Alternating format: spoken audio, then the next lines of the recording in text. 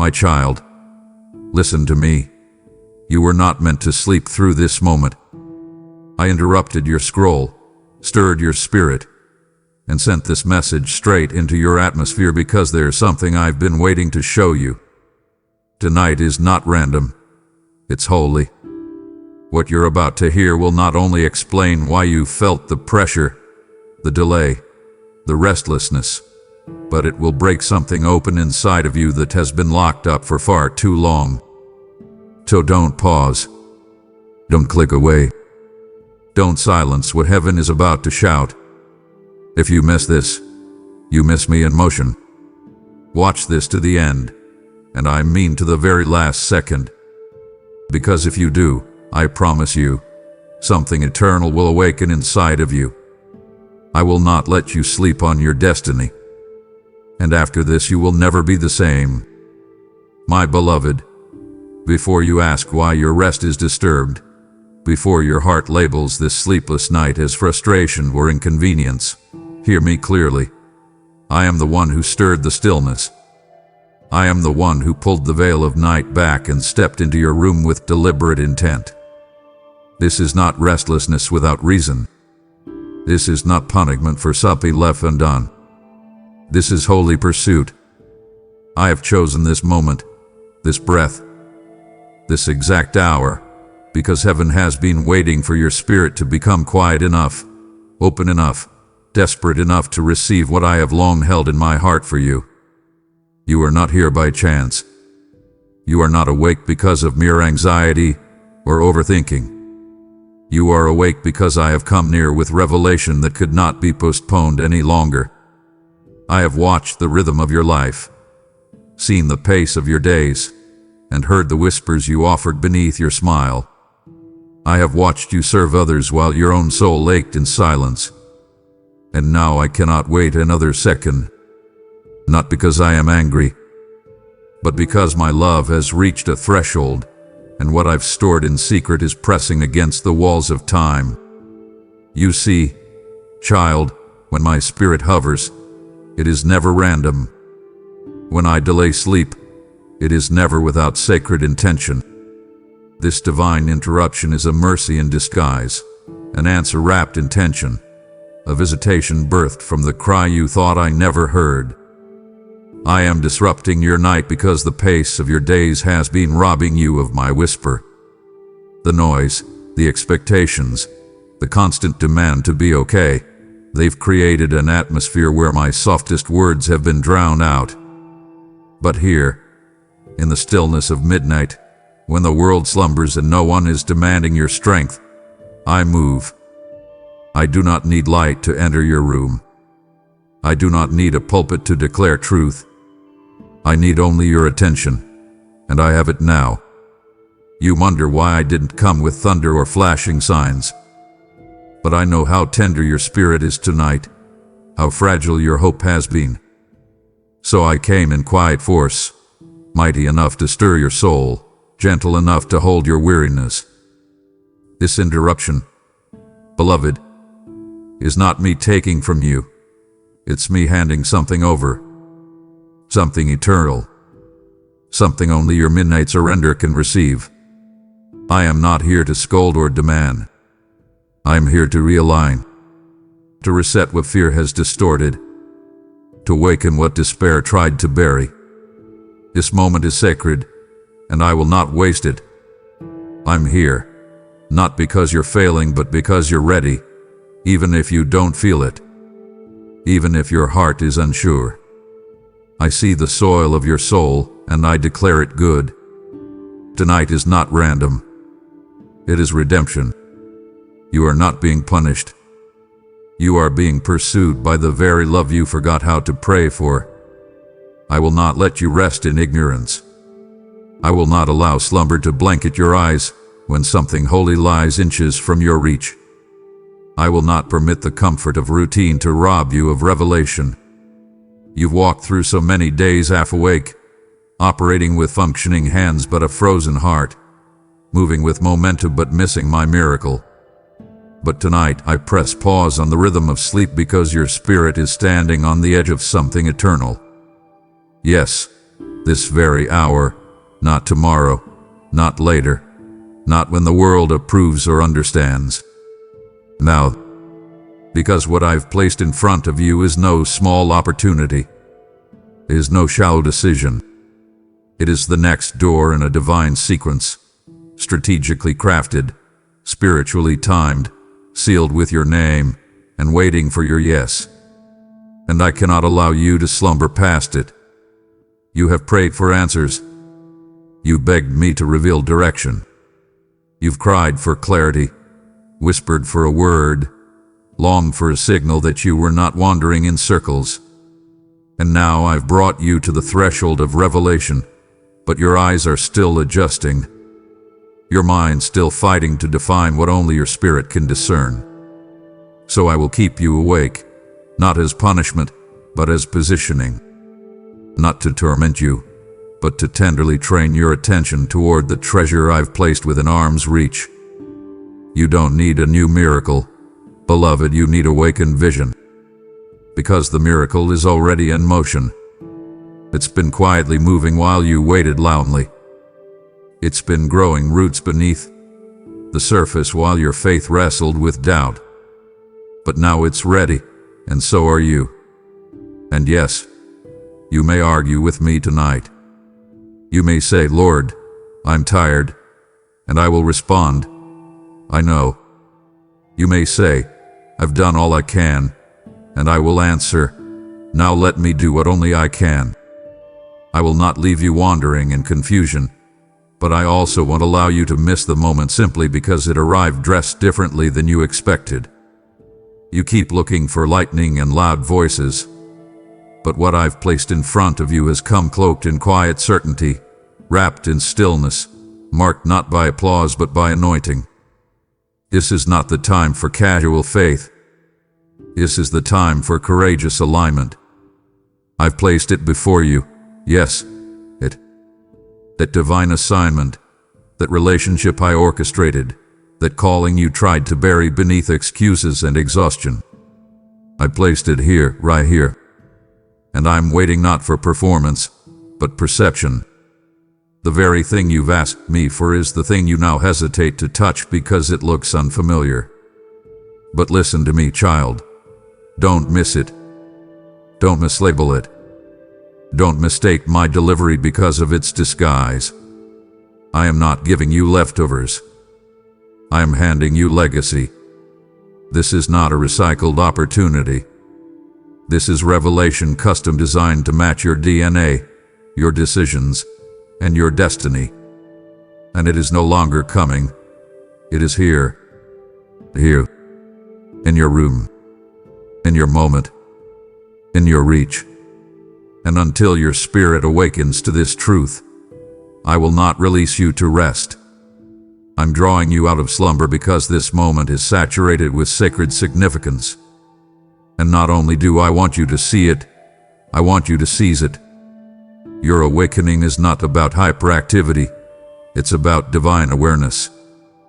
This is not about working harder, it's about waking deeper. Because when your spirit awakens, decisions shift. Desires are recalibrated. Delays are broken. Discernment sharpens. And suddenly, what felt far becomes tangible, what seemed impossible becomes intimate. You were never waiting for the right season. The season was waiting for you to wake up. And now that your soul is listening, now that your breath has slowed and your heart has softened, I will speak with fire wrapped in whisper, with thunder disguised in tenderness, because I know what your soul can handle. And I'm not trying to overwhelm you, I'm trying to overhaul you. You are crossing the line between awareness and activation, and this awakening will not leave you the same. It will clarify your calling, expose your enemies, affirm your authority, and anchor your next step.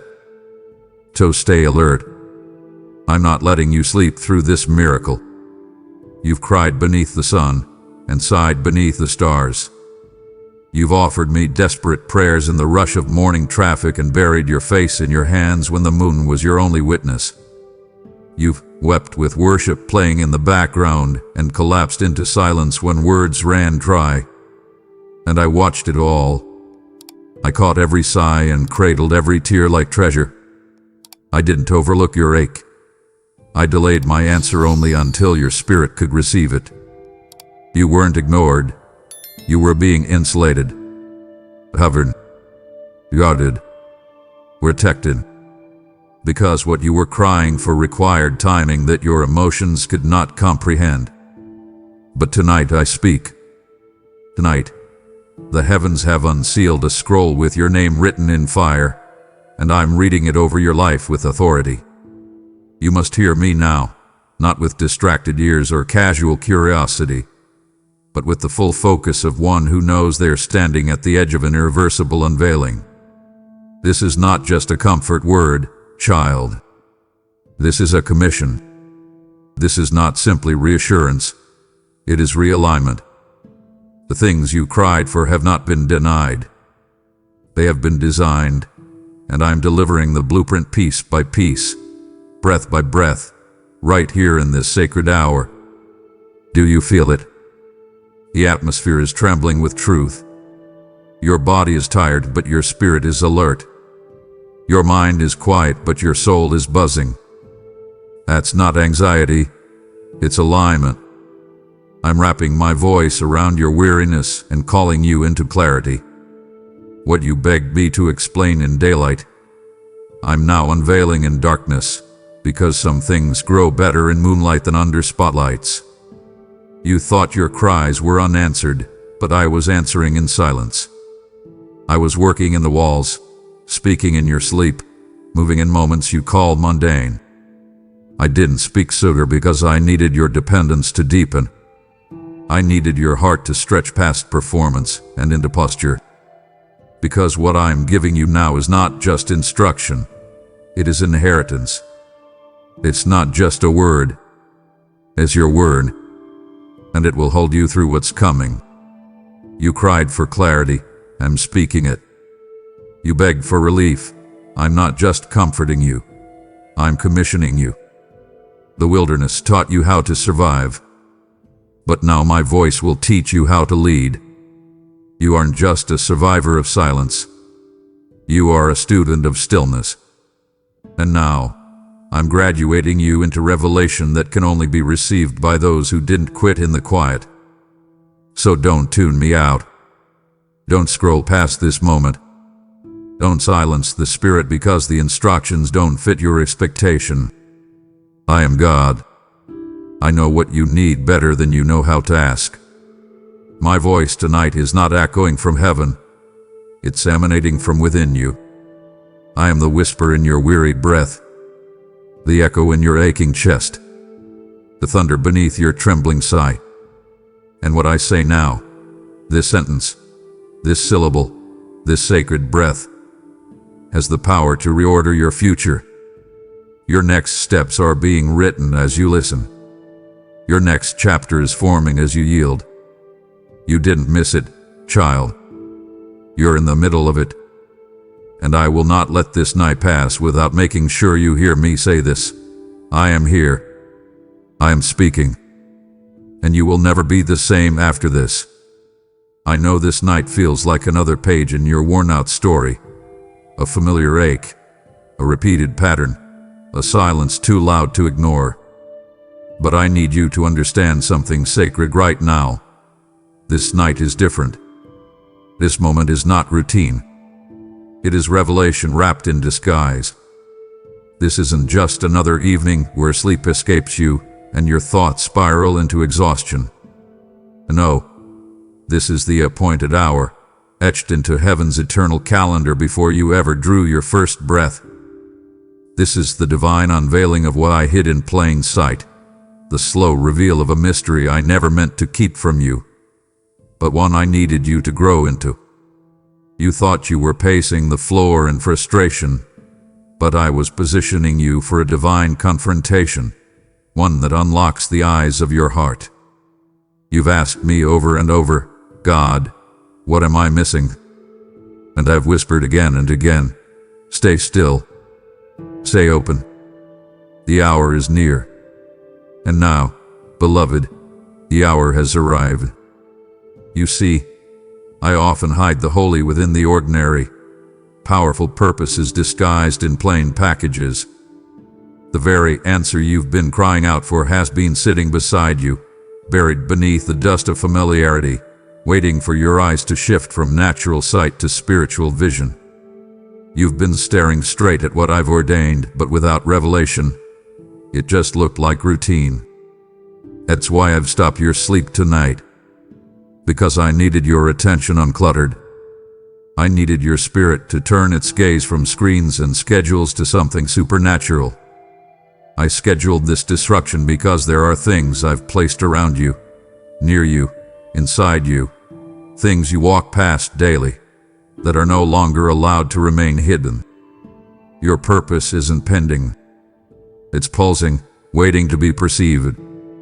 I've sent answers to your cries, but because they arrived wrapped in challenge, you didn't recognize them. But tonight, I'm removing the veil. Tonight, I'm blowing the dust off the divine details. This moment is not for dreaming, it's for discerning. Let me speak it to you plainly. Heaven is leaning in right now, and what I am unveiling has eternal consequence. This isn't just about your next step. It's about generations tied to your obedience. The weight you feel in your chest isn't pressure, it's prophecy. It's the weight of a scroll unrolling over your life with words only your spirit can read. I didn't let you sleep because revelation rarely arrives when you're comfortable. It arrives when your soul aches enough to look deeper, listen harder, and lean into my whisper. I am unsealing the invisible. The things that were once clouded in confusion are beginning to come into focus. Connections are revealing their true purpose. Delays are unraveling their hidden meaning. And the ache you felt in this night is transforming into a divine awareness you will never be able to unsee. So don't rush past this moment. Don't numb it with distraction. Let me finish the unveiling. Because what I show you tonight will mark you forever. And yes, I know this is more than you expected.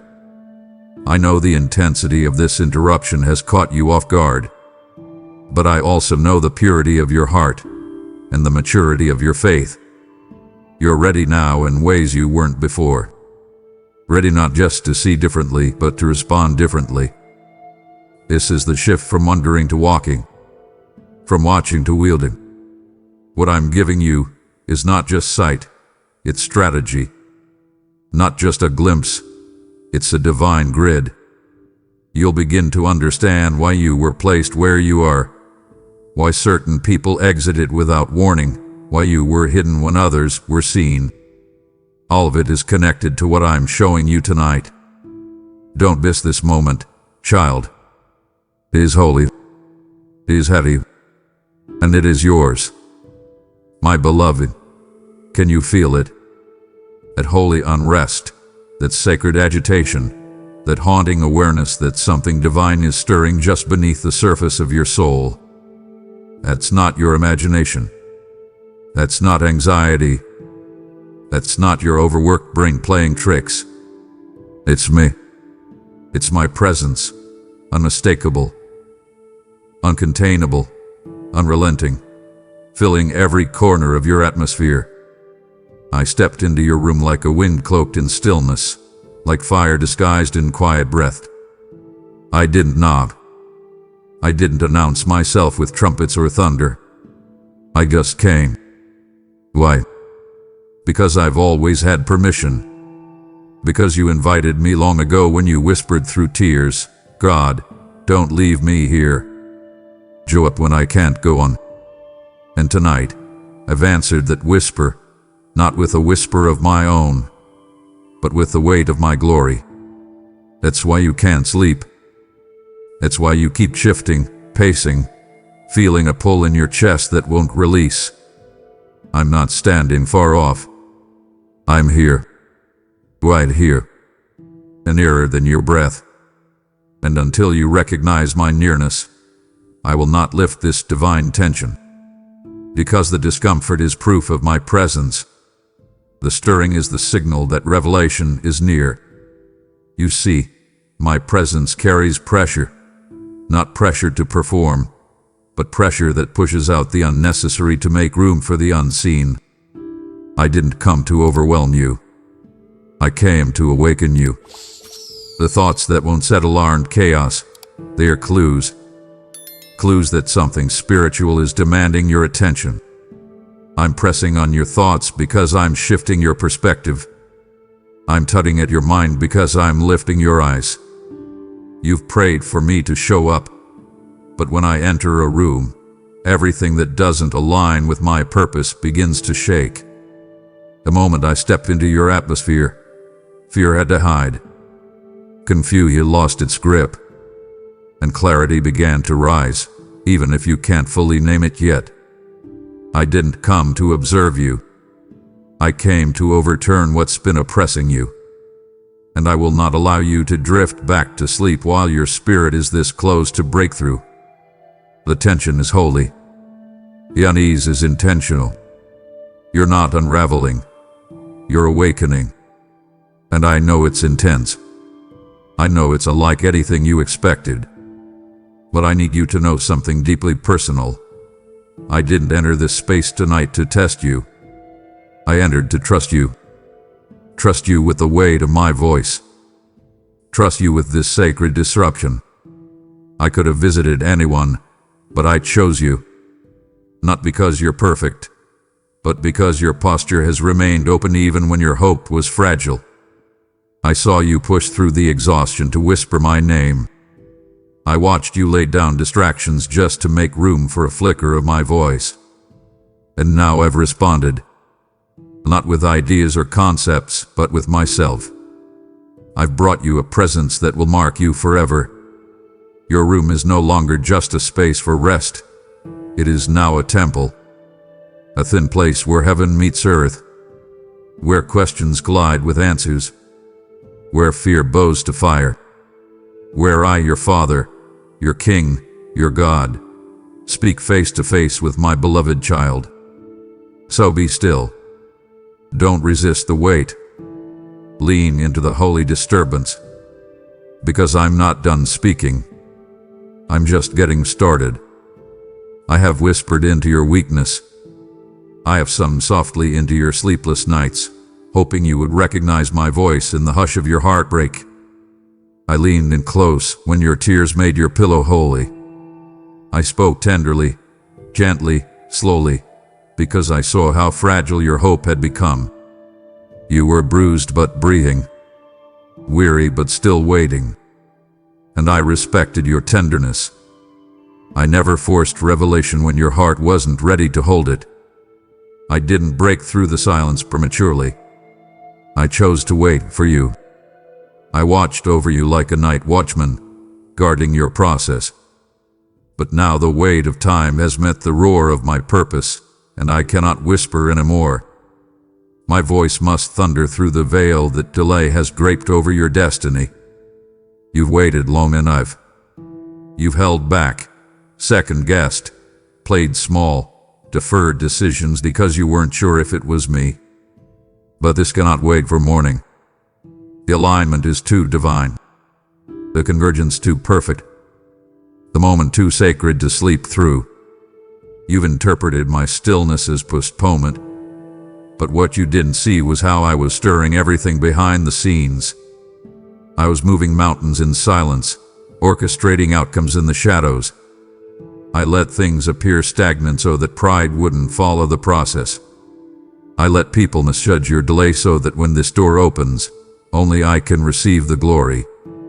And now that the time is ripe and your spirit is finally postured to listen without filters, I must raise my voice. Not in anger, but in holy urgency. I am not here to scold you. I am here to send you. I am not here to shame your waiting. I am here to shift your direction. Delay is no longer an option. The skies are swelling with the weight of what I've been holding back. The atmosphere is heavy with fulfillment, trembling with the echoes of angelic announcements. Do you feel it? That pressure in your chest is not anxiety.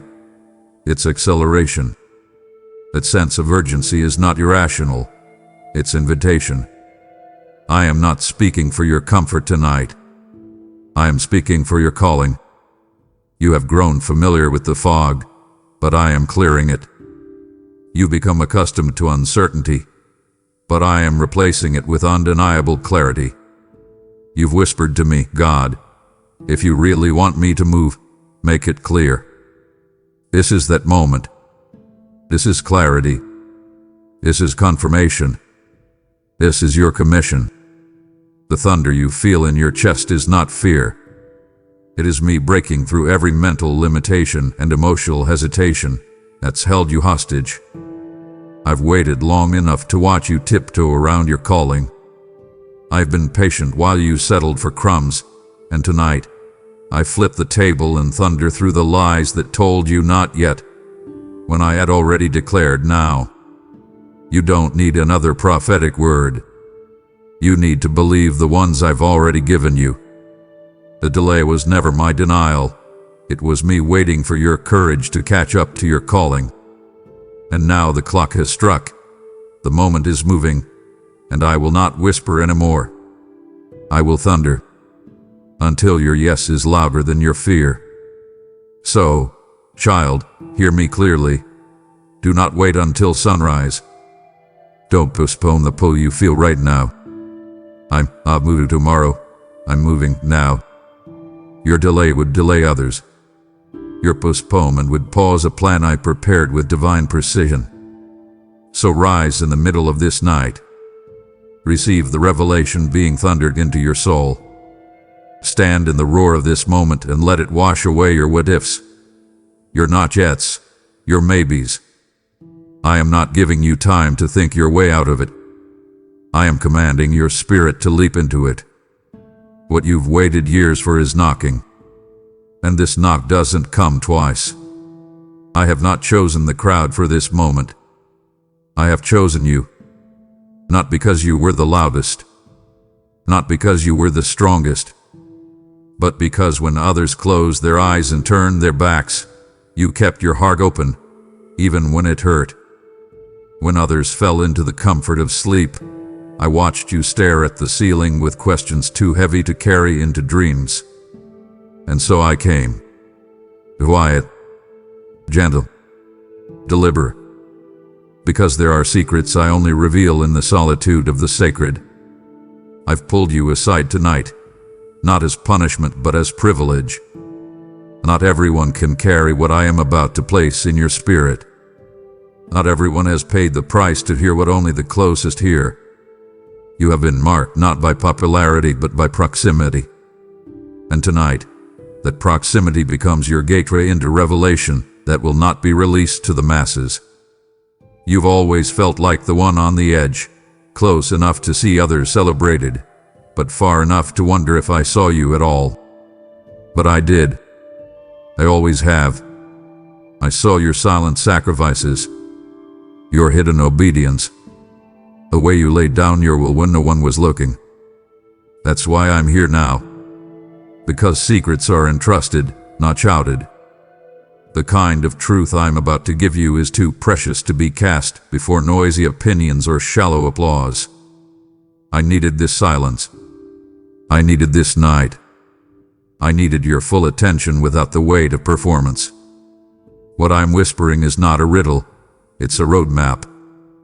What I'm giving you is not theory, it's strategy.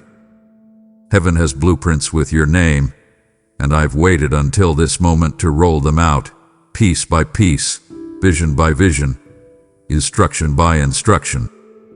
Not because you demanded it, but because you endured for it. Night, I'm not speaking over you. I'm speaking into you.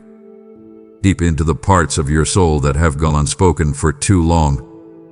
Into the places that have carried dreams without language. Into the rooms of your heart that echo with prayers no one else knows you've prayed. You are not imagining this nearness. You are not delusional to believe that I am closer now than ever. I have drawn so near. I am breathing where your fears used to sit. I am speaking where your doubts used to scream. You have made space for me, and now I'm filling it with something you cannot explain, only obey. This is not just intimacy. It is impartation. It is the passing of something sacred from my heart to yours. Something that will mark your words, shape your steps, and carry you into rooms you thought were reserved for others. But no, child, they for you. Because what I have whispered tonight is the beginning of your becoming. To listen, not with your ears, but with your expectation. Pay attention not to volume, but to vibration. My voice may not be loud, but it is loaded with authority. I am speaking in frequencies that bypass your intellect and land straight in your spirit. And though others are sleeping, though the world remains unaware, you are being transformed in this moment. And when day breaks, they will see a difference they cannot name. But you'll know. You will know it was this night that changed everything. I see the tension in your soul, the part of you that wishes this stirring would fade so you could finally rest. I see the way you've been craving peace, chasing quiet, longing for just one night where the ache would dissolve into sleep. But hear me clearly. I'm not here to disturb your peace. I'm here to activate your purpose. What feels like agitation is actually a holy alarm clock ringing in your spirit. What feels like unrest is not chaos, it's calling. You've misread the movement. You've labeled it disruption, but I call it divine ignition. The same God who stilled the seas is the one who stirred your soul tonight, not to steal your sleep, but to summon your strength. You were not created to rest in routines that restrain your destiny. You were not designed to shrink to fit into systems that suffocate your fire. You have been chosen to carry a mantle of meaning, one that heaven refuses to let you ignore another night.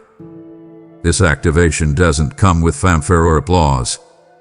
It comes with fire, the kind that burns through boredom and leaves only boldness in its place. The kind that won't let you settle when something greater is groaning inside of you. You were never meant to live safely tucked in the background of other people's dreams. That stirring in your spirit is the sound of heaven saying, "Step forward." Your purpose is not waiting for perfection. It's waiting for your participation. I didn't stir your spirit to tea you with what could be. I'm calling you to rise in what must be. You've asked me to show you your assignment. This is me answering, with pressure that refuses to let you forget who you really are, with weight that reminds you that what you carry isn't common. Your life is not small. Your voice is not random. Your obedience will unlock more than you can imagine. This stirring is sacred, and I will not lift it until you lift your eyes and say, "Yes, Lord, I'm ready." Child, I know it's uncomfortable. I know this kind of internal warfare makes you want to hide beneath your blankets and pretend that purpose can wait until morning. But listen to me. Purpose is not passive. It doesn't knock softly. It kicks open the door of your complacency and calls you into the wildness of divine alignment. That's what this is. I'm breaking the rhythm of rest not to leave you weary, but to make you aware. You are standing at the threshold of your assignment. And while others may be sleeping, I am anointing you in the quiet of this moment with eyes to see and ears to hear what others missed. I've called you a deliverer in the dark, a voice of clarity in a culture of noise, a bridge where others see a chasm. And I won't let you retreat into your comfort zone when the cry of creation is waiting for what I've placed inside you. I didn't light this fire in your bones to keep it hidden. I lit it to launch you. So no, I'm not disturbing your peace. I'm delivering you from passivity. I'm not robbing you of rest. I'm revealing what's been resting within you for too long. You prayed for direction, and now I'm providing it, not as a suggestion, but as a summons. This is not a minor adjustment. This is a major awakening. The weight of your purpose will press on every false label until it breaks. And child, you will rise, not with exhaustion, but with expectation. Because when I awaken you, I also equip you. I'm not calling you without covering you. I'm not sending you without securing you. What I started in you, I will finish. And this holy discomfort, is proof that purpose has entered the room. You've whispered it into the air, hoping it would catch my attention. God, just give me a sign. I heard it when you were too tired to pray. I heard it when your tears rolled down without noise. I heard it when you stared at the ceiling, unsure if I even listened anymore. And now, child, look around. This is the sign. The very breath you're taking, the sudden awareness in your spirit, the magnetic pull that won't let you scroll past this moment. This is me. Not a symbol, not a coincidence, not an emotional flare-up. Me. You are not imagining this divine interruption. You are not overreacting to a moment of unrest. This is your holy confirmation. I am not behind a veil tonight. I am standing right in front of you, breaking through the ordinary with extraordinary weight. This is not another motivational word. This is a divine signature. This is the proof you've been begging for. You see, I don't always shout from mountaintops. I don't always write in thunder. Sometimes, my most powerful signs come in the sacred subtlety of a night like this, where everything else is still, but your soul cannot sit quiet. You were not just drawn to this moment by curiosity. You were led here by destiny. The sign you asked for didn't come in lights. It came in alignment. I orchestrated the silence. I timed the tension. I aligned this atmosphere so that when you finally paused long enough to listen, my voice would become undeniable. And now that you've paused, now that your spirit is awake and your heart is open, I must tell you, you are not crazy. You are not broken. You are not forgotten. You are not too late. You are not disqualified. You are chosen. This encounter is your confirmation. You've been searching the sky, but I placed the sign in your spirit. And tonight, your spirit caught it. Stop doubting it. Stop looking for a second opinion on what I've already confirmed. This is your sign, and it carries the full weight of my presence. Feeling. It is a divine fingerprint.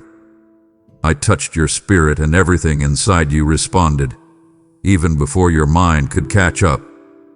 That's why the tears come without warning. That's why your chest feels like it's holding something heavy and holy. It's holding the weight of your answered prayer. The sign was never meant to be external. It was always meant to be eternal. I didn't give you a symbol. I gave you myself. And I came not just to satisfy your request. I came to redefine your reality. You will never again say, God, show me you're here, because after tonight, my presence will be the most familiar thing you carry. Let this moment seal you. Let this confirmation settle the questions that have circled for years. You didn't miss me. You didn't imagine it. You weren't making it up. I have been speaking all along, and tonight, you finally heard me. This is not the end of a conversation. This is the beginning of a divine dialogue that will continue unfolding, hour by hour, day by day. You don't need to look for another sign. You are the sign. You are the living, breathing evidence of my faithfulness. And the very fact that you're reading these words proves it. I'm not distant. I'm not delayed. I am here. And now that you know it, everything changes. You've stared at the ceiling, tossed beneath the covers, checked the time over and over, wondering why sleep refuses to embrace you. You called it restlessness. You labeled it anxiety. You blame your thoughts, your stress, your schedule. But child, I need you to hear me now. This is not insomnia. This is divine urgency dressed in discomfort. I have sent this disturbance not as punishment, but as permission for your spirit to awaken and engage in something heaven has already started. You are not up by accident. You are awake by assignment. The very weight that feels like unrest is actually the signal that something sacred is underway. I've hidden purpose in your pacing. I've wrapped revelation in your racing heart. This is not sleeplessness. It's sacred stillness pressing through. And if you pay attention, if you refuse to medicate or mute this moment, you will hear the heartbeat of heaven echo through your room. Don't silence the stirring. Don't numb what I am awakening. I know it's uncomfortable. I know you'd rather sleep. But I'm more interested in your alignment than your ease. I am shaking you, not to exhaust you, but to entrust you. I needed a moment where every distraction had been dimmed, where the house was still and the world was quiet, so that I could finally speak without competition. This isn't about your body. This is about your spirit. I'm not tugging at your sleep cycle. I'm activating your assignment. You asked me to use you. You asked me to reveal your next step. And now that I'm speaking, you must recognize it for what it is. The discomfort isn't a problem. It's the prelude. The pangs of purpose are often mistaken for panic. But you, my child, must discern what is divine in the middle of what feels disruptive. I'm not afraid to unsettle you to awaken you. I'm not shy about removing comfort if it means resurrecting calling. This is not just an interruption of your sleep. It is a divine insertion of clarity. I know how easily your days get clouded with noise. I've seen how quickly your time gets claimed by other voices. So I chose this hour, this quiet, consecrated hour, to bypass the chaos and whisper directly to your soul. Can you feel how close I am? Can you sense that this moment is not common? My presence has saturated this room. The weight in your chest, the electricity in your spine, the tears without explanation. These are all signs that you're not alone in this night. Heaven is breathing on you. Angels are positioned around you. And I am pressing in because what I'm preparing you for requires an alert spirit. Not later. Doubt. So don't brush this off. Don't misdiagnose this moment as mental fatigue or emotional overload. This is not a breakdown. It's a breakthrough. This is not your body betraying you. It's your spirit breaking open. Tonight I'm trading your restlessness for revelation, your tossing for turning points. There are instructions coming that cannot wait for daylight. There are keys I am handing you in the darkness that will unlock doors you've been knocking on for years. So breathe deeply. Lean in.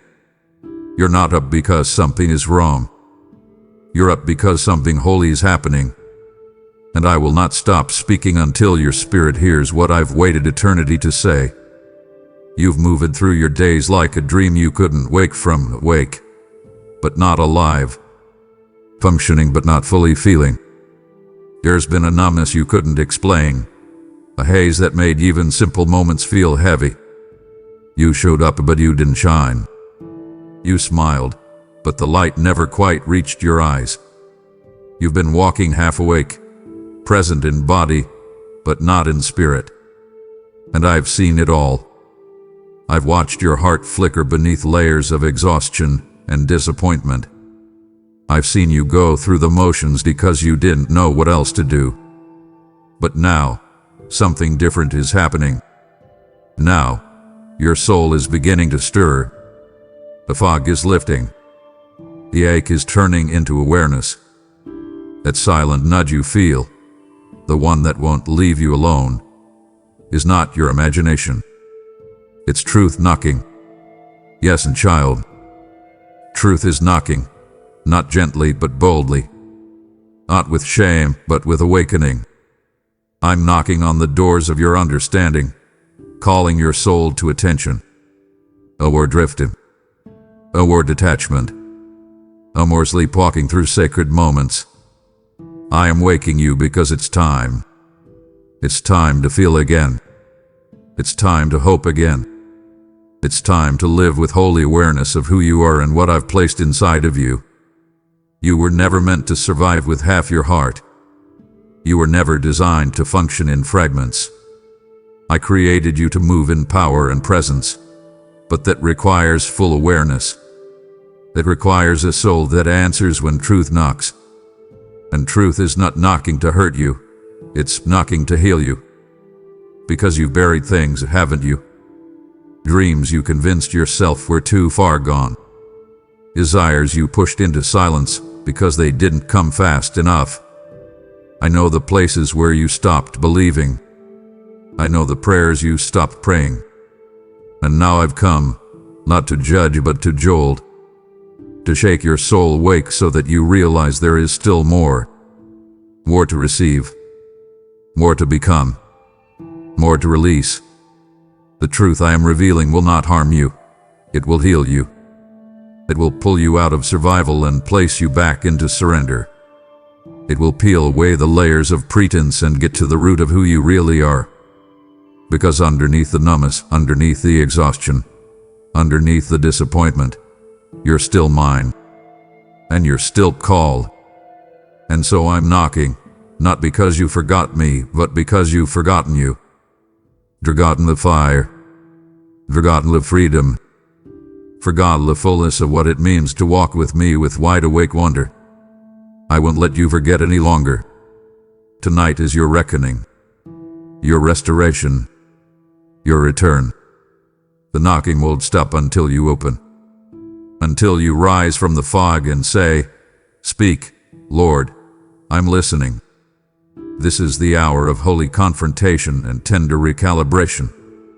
I am returning truth to your identity, passion to your purpose, strength to your soul. The days of wandering are ending. The age of awakening is beginning. Truth is knocking, and you, beloved, are finally ready to answer. I have placed something precious in your hands. Not recently, not just yesterday or last season, but long ago, in a moment you may have forgotten. But I never did.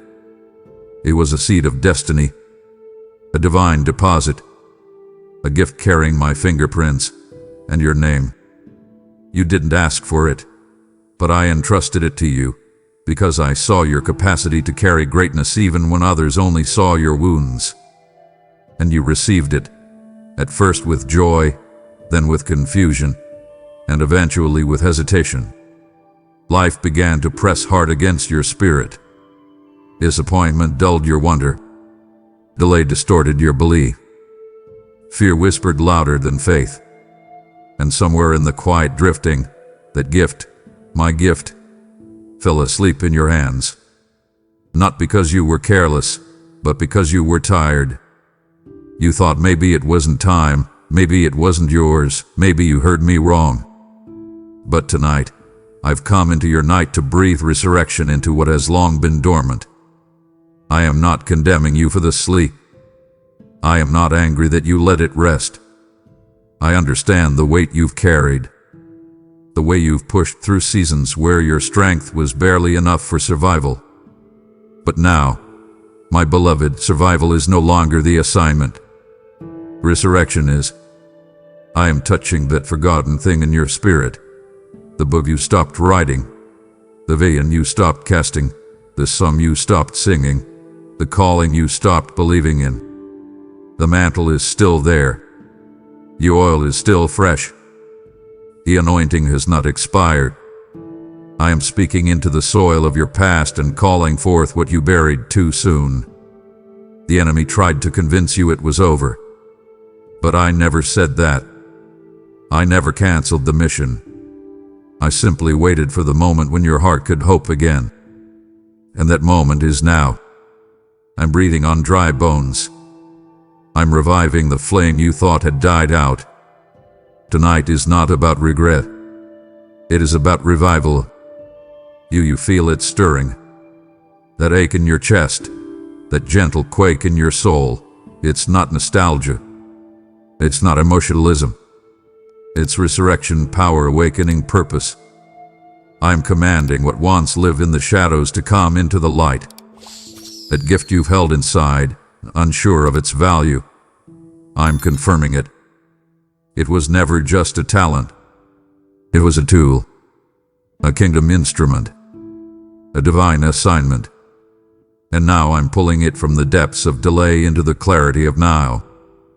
This resurrection isn't just for your benefit. It's for those tied to your obedience. There are lives connected to what I placed in you. Generations waiting for the ripple effect of your yes. And so I will not let you sleep through this activation. I am calling you back to the moment where you first believed, but with new strength, new strategy, and supernatural support. This time, you won't carry it alone. This time, I go before you. So lift your eyes. Open your hands. Lay aside every excuse and listen to the wind of my breath reviving what once seemed lost. The seed never died. It only slept. And now I'm commanding it to rise. What with one sound will now speak. What with one still will now run. I, the Lord your God, am breathing on what you gave up on. And child, it's coming back to life. You felt the stirring. This message isn't just for you. It's a flame meant to ignite others still asleep in the shadows. And I am calling you now to be the spark. When you give, you are sowing the oil that fuels these words to reach someone else's midnight moment. How beautiful are the feet of those who bring good news, and through your generosity, your feet join that divine journey. I have poured rivers of living water into your spirit tonight. Now I invite you to release a stream that will flow into another soul's desert. Let your gift be a declaration. I will not sleep on my assignment to awaken others. Use the super thanks, the membership, or the link in the description, because this is not charity, this is harvest.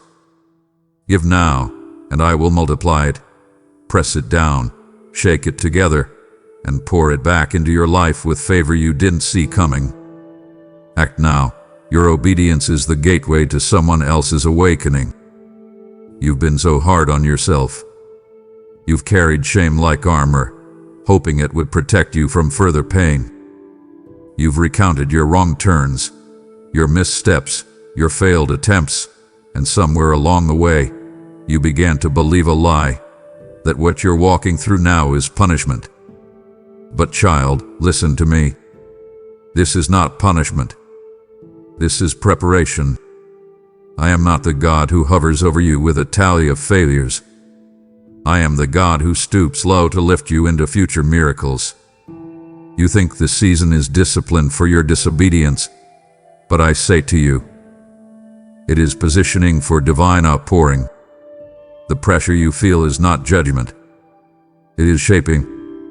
It is me refining your character to match your calling. You asked for great things. I'm building in you the capacity to carry them. Not in your strength. In mine. Don't confuse divine pruning with personal punishment. I prune what I love. I strip back what I intend to multiply. What looks like delay is me creating depth. What feels like loss is me securing legacy. You have not been forgotten. You've been forged. Like gold in the fire, I've allowed seasons of stretching to prepare you for supernatural release. You are being made ready, not rejected. And child, I need you to let go of the mindset that says you must suffer to earn favor. My favor isn't earned. It's inherited. You are mine. And because you're mine, I discipline you as a son, not a servant. As a daughter, not a stranger. I teach you as one who is being entrusted with miracles that will shake the earth. So yes, The waiting hath been long. The silence has been loud. But it's all been leading to this, a moment of holy transition. You are stepping into a season where miracles will no longer just be things you witness. They will be things you walk in. And not small miracles. Not soft ones. I'm talking about the kind that shift atmospheres, shake foundations, and break generational bondage. But I couldn't give you this too soon. If I'd handed you the miracle before the maturity, the blessing would have become a burden. So I let you wrestle. I let you ask why. I let you feel the stretch. Because now, you're ready. And the enemy who tried to convince you that your past disqualified you, he's terrified because I'm about to use that same past as the platform for my glory. To no more self-punishment. No more spiritual amnesia where you forget how far we've come. This isn't about penance, it's about preparation. The altar hath been built. The sacrifice hath been laid. And now, the fire is falling. You've passed the test. Not because you never struggled, but because you never surrendered your yes. And that's all I needed. So lift your head. Clear your heart. Expect the impossible. Because what's coming next won't make sense, but it will be me. And it will be miraculous. I know you've looked around and felt like you've fallen behind. I know comparison has whispered its cruel lies into your weary soul. You've seen others advance, celebrate, break through, and you've wondered if I forgot you along the way. You've questioned the time you lost, the seasons that slipped through your fingers, the moments that didn't unfold as you'd hoped. But let me say this with thunder wrapped in tenderness. You are not behind. You have not missed it. You are not too late. You are exactly where I need you to be to see what others have missed. I do not run my clocks. I do not answer to calendars. I operate in kairos, divine timing, heavenly orchestration. While you've been counting days, I've been cultivating depth.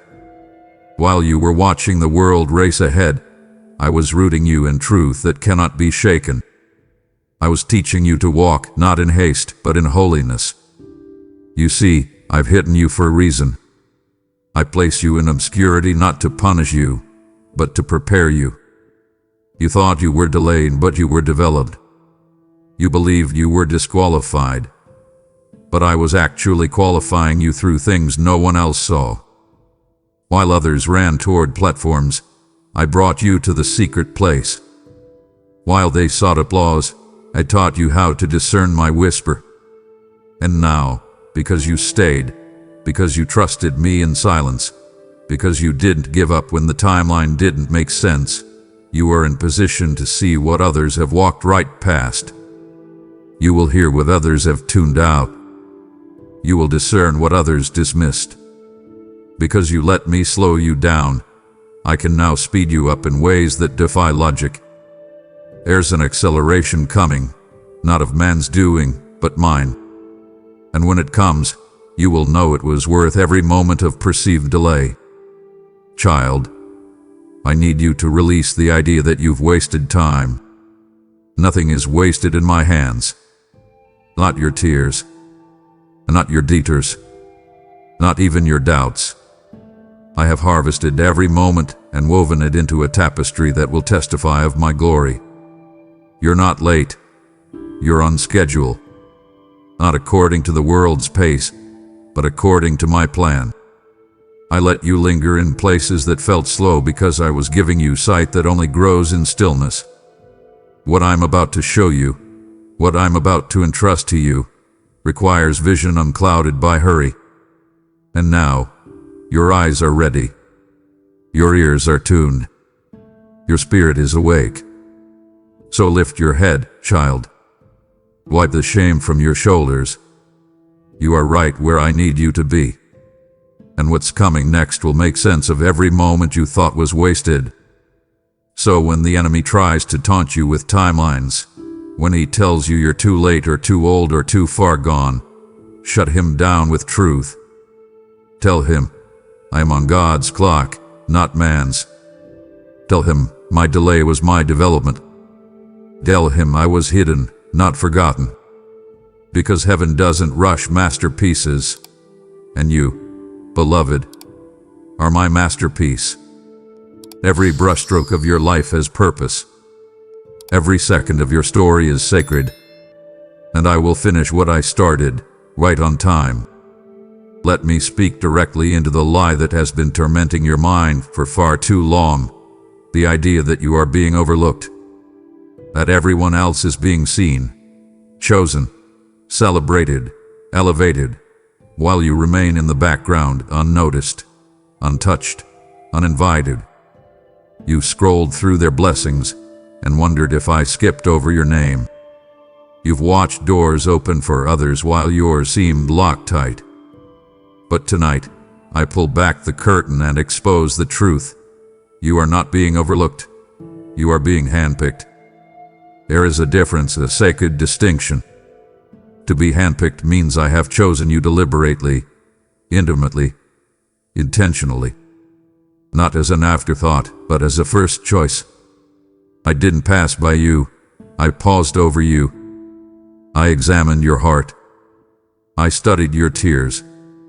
I listened to your prayers. I weighed your motives. And I whispered to heaven, that one is mine. That one is ready.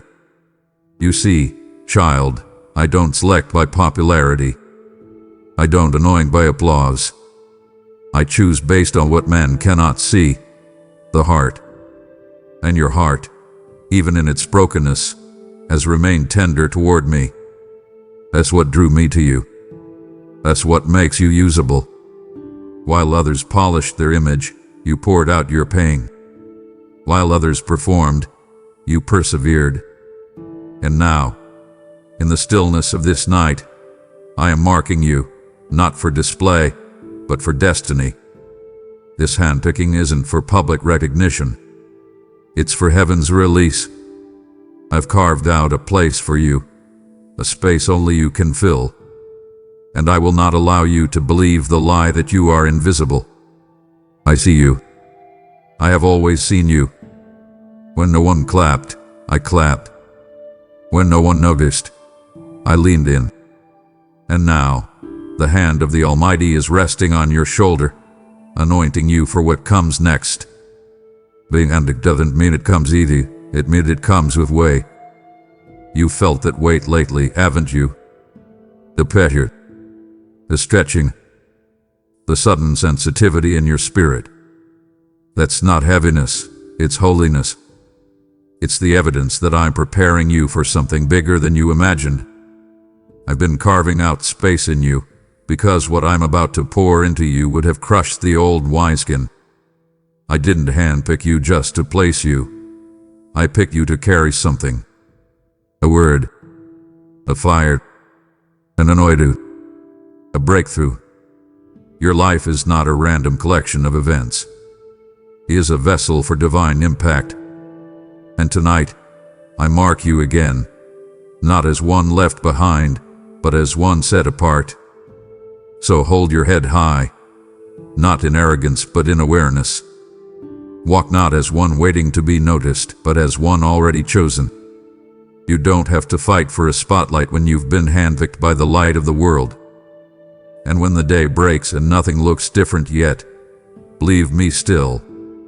Because the shift didn't start on the outside. It started inside.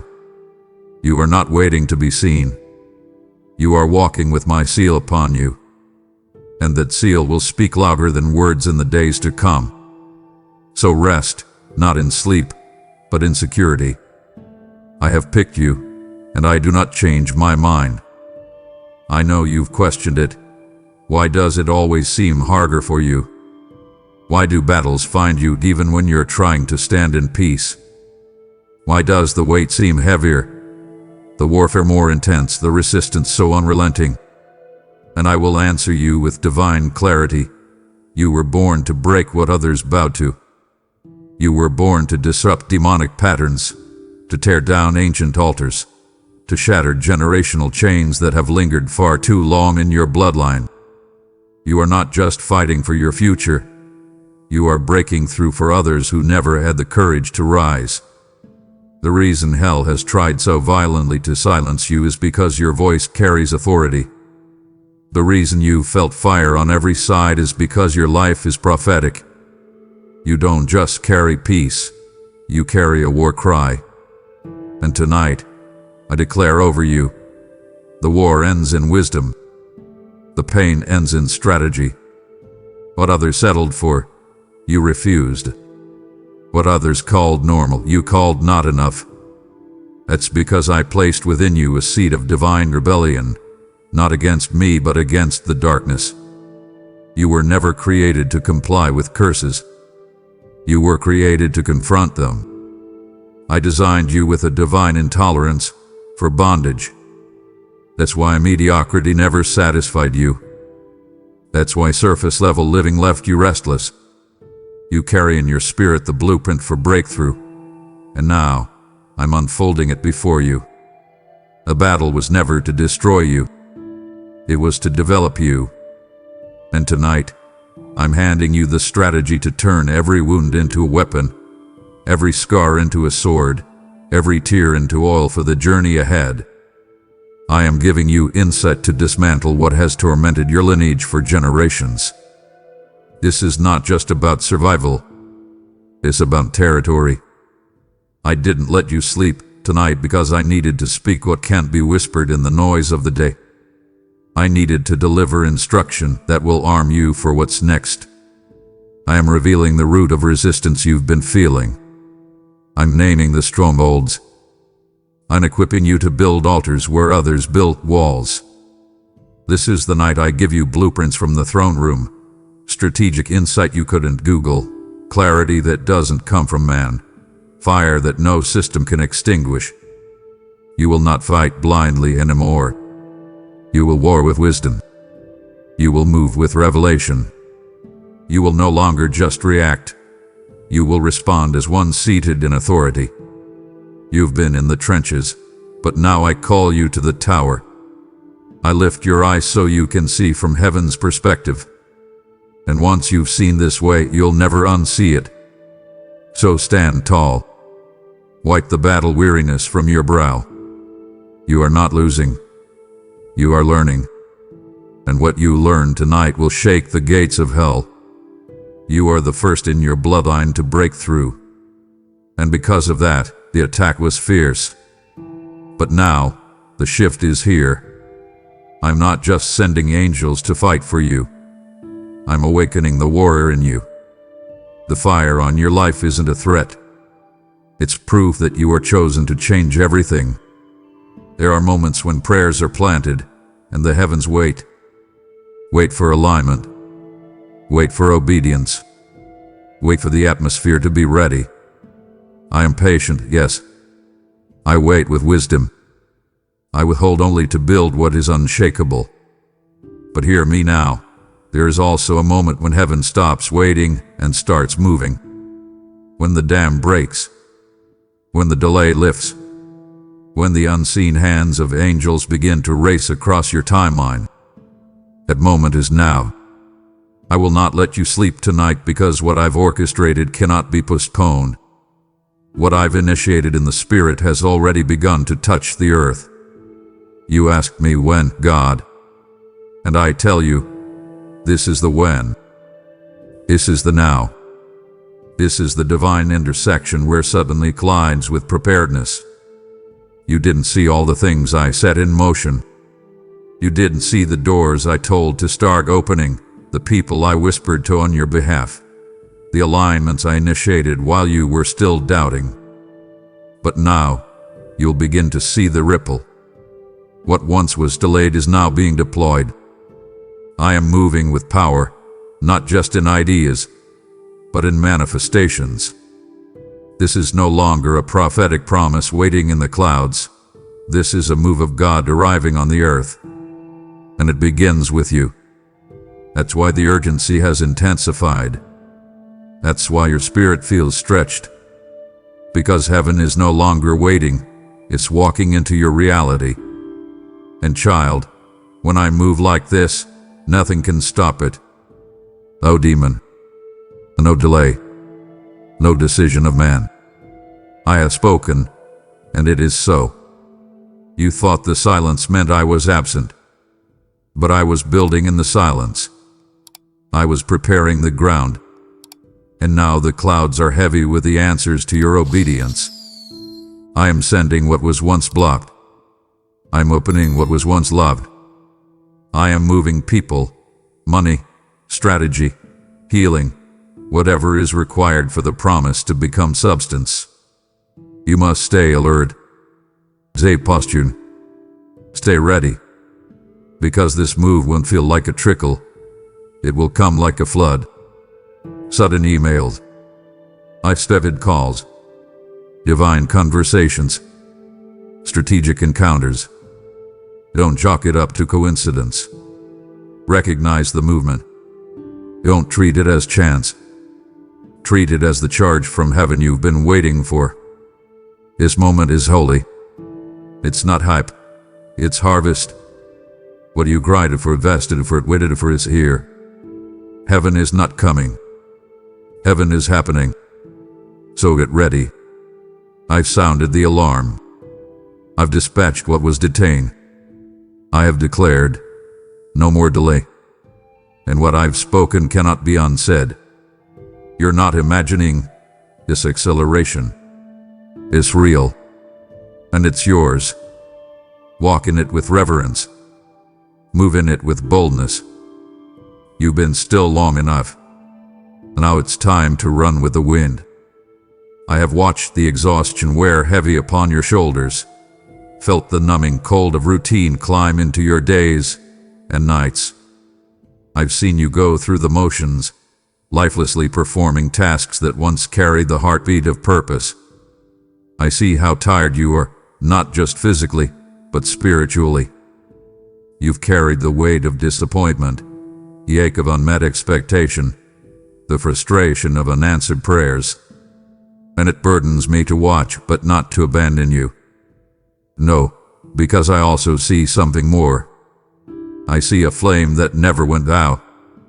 Beneath the layers of fatigue, beneath the apathetic smiles, beneath the resigned sighs, that divine spark still burns, and I have come to reignite it. Your exhaustion feels like defeat, but that's a lie. It is proof that you've been used by forces not of me, by the world's demands, by the enemy's pressure, by your own sense of inadequacy. But I'm about to shift the narrative. I'm about to fan the flame, not because I need it to burn, but because I want your heart to remember who you are. You are neither numb nor neglected. You are my beloved. You bear my image. And I will not let you fade into fatigue when I drew you to blaze. I'm here not to comfort your weariness alone, but to set the embers of your soul ablaze with purpose so powerful that the fog of fatigue cannot claim you.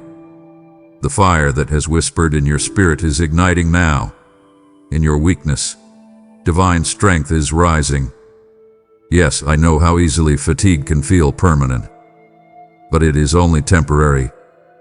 I have positioned you in the crucible, not to damage you, but to deepen you.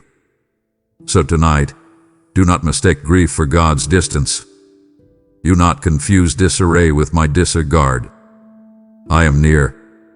I am fueling your weary bones with hope heavy enough to hold what you cannot carry on your own.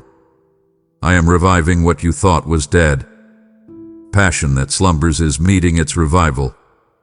A spirit that has been muted is now invited to roar again.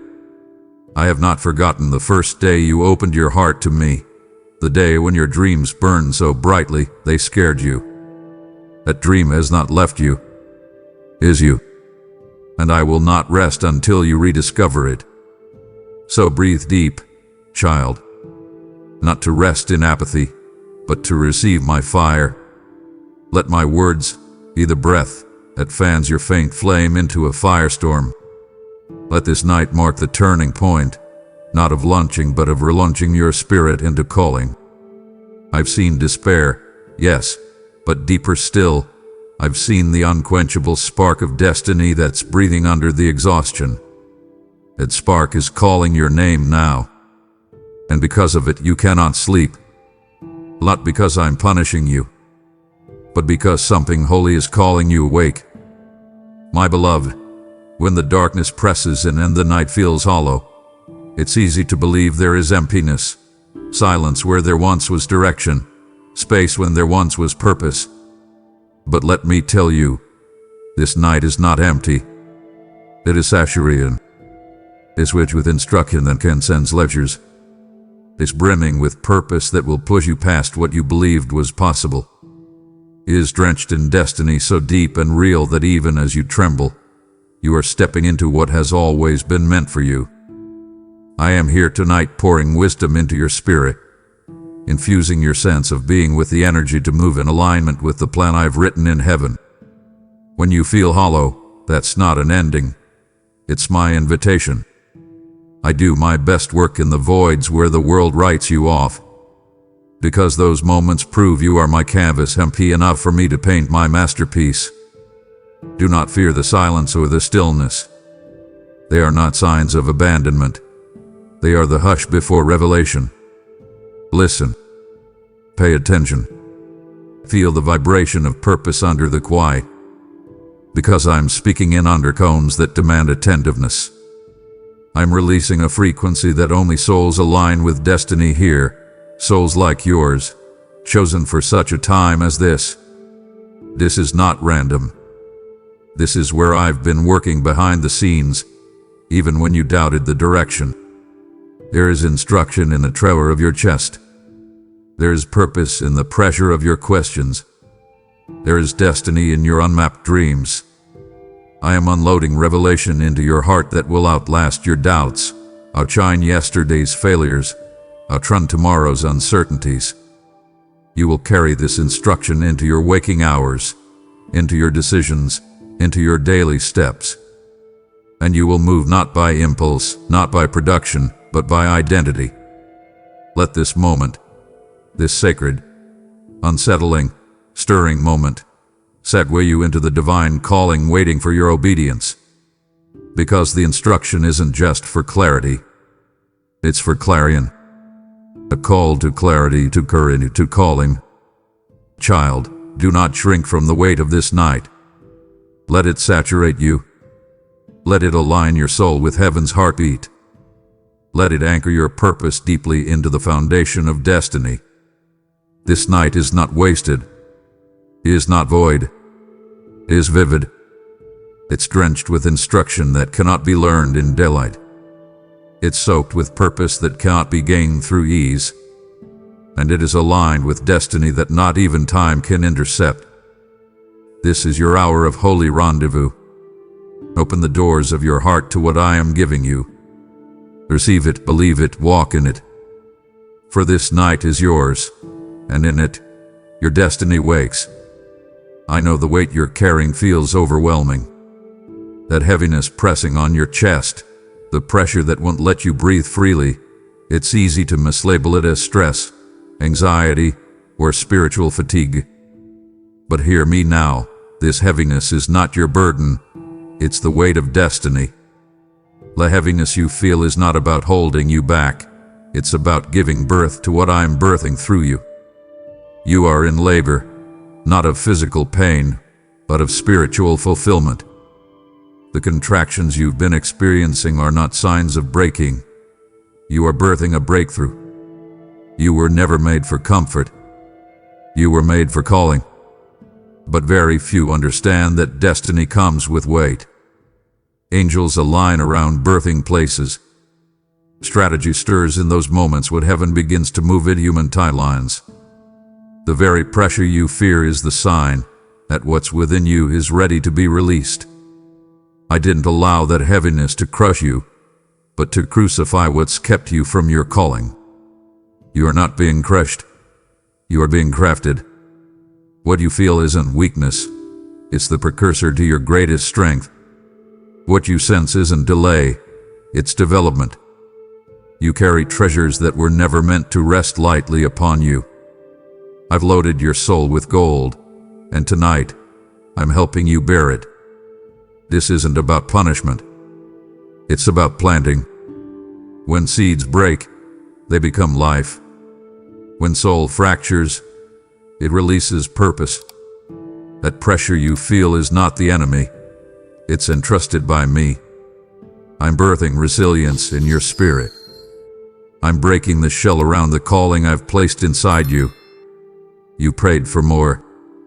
You've asked for significance. You've risked vulnerability. Now the shift is arriving, not in whispers, but in weight. Not in ease, but in energy. Not in comfort, but in calling. So lean into the heaviness. Don't steel yourself against it. Receive it. Because that weight is your weapon.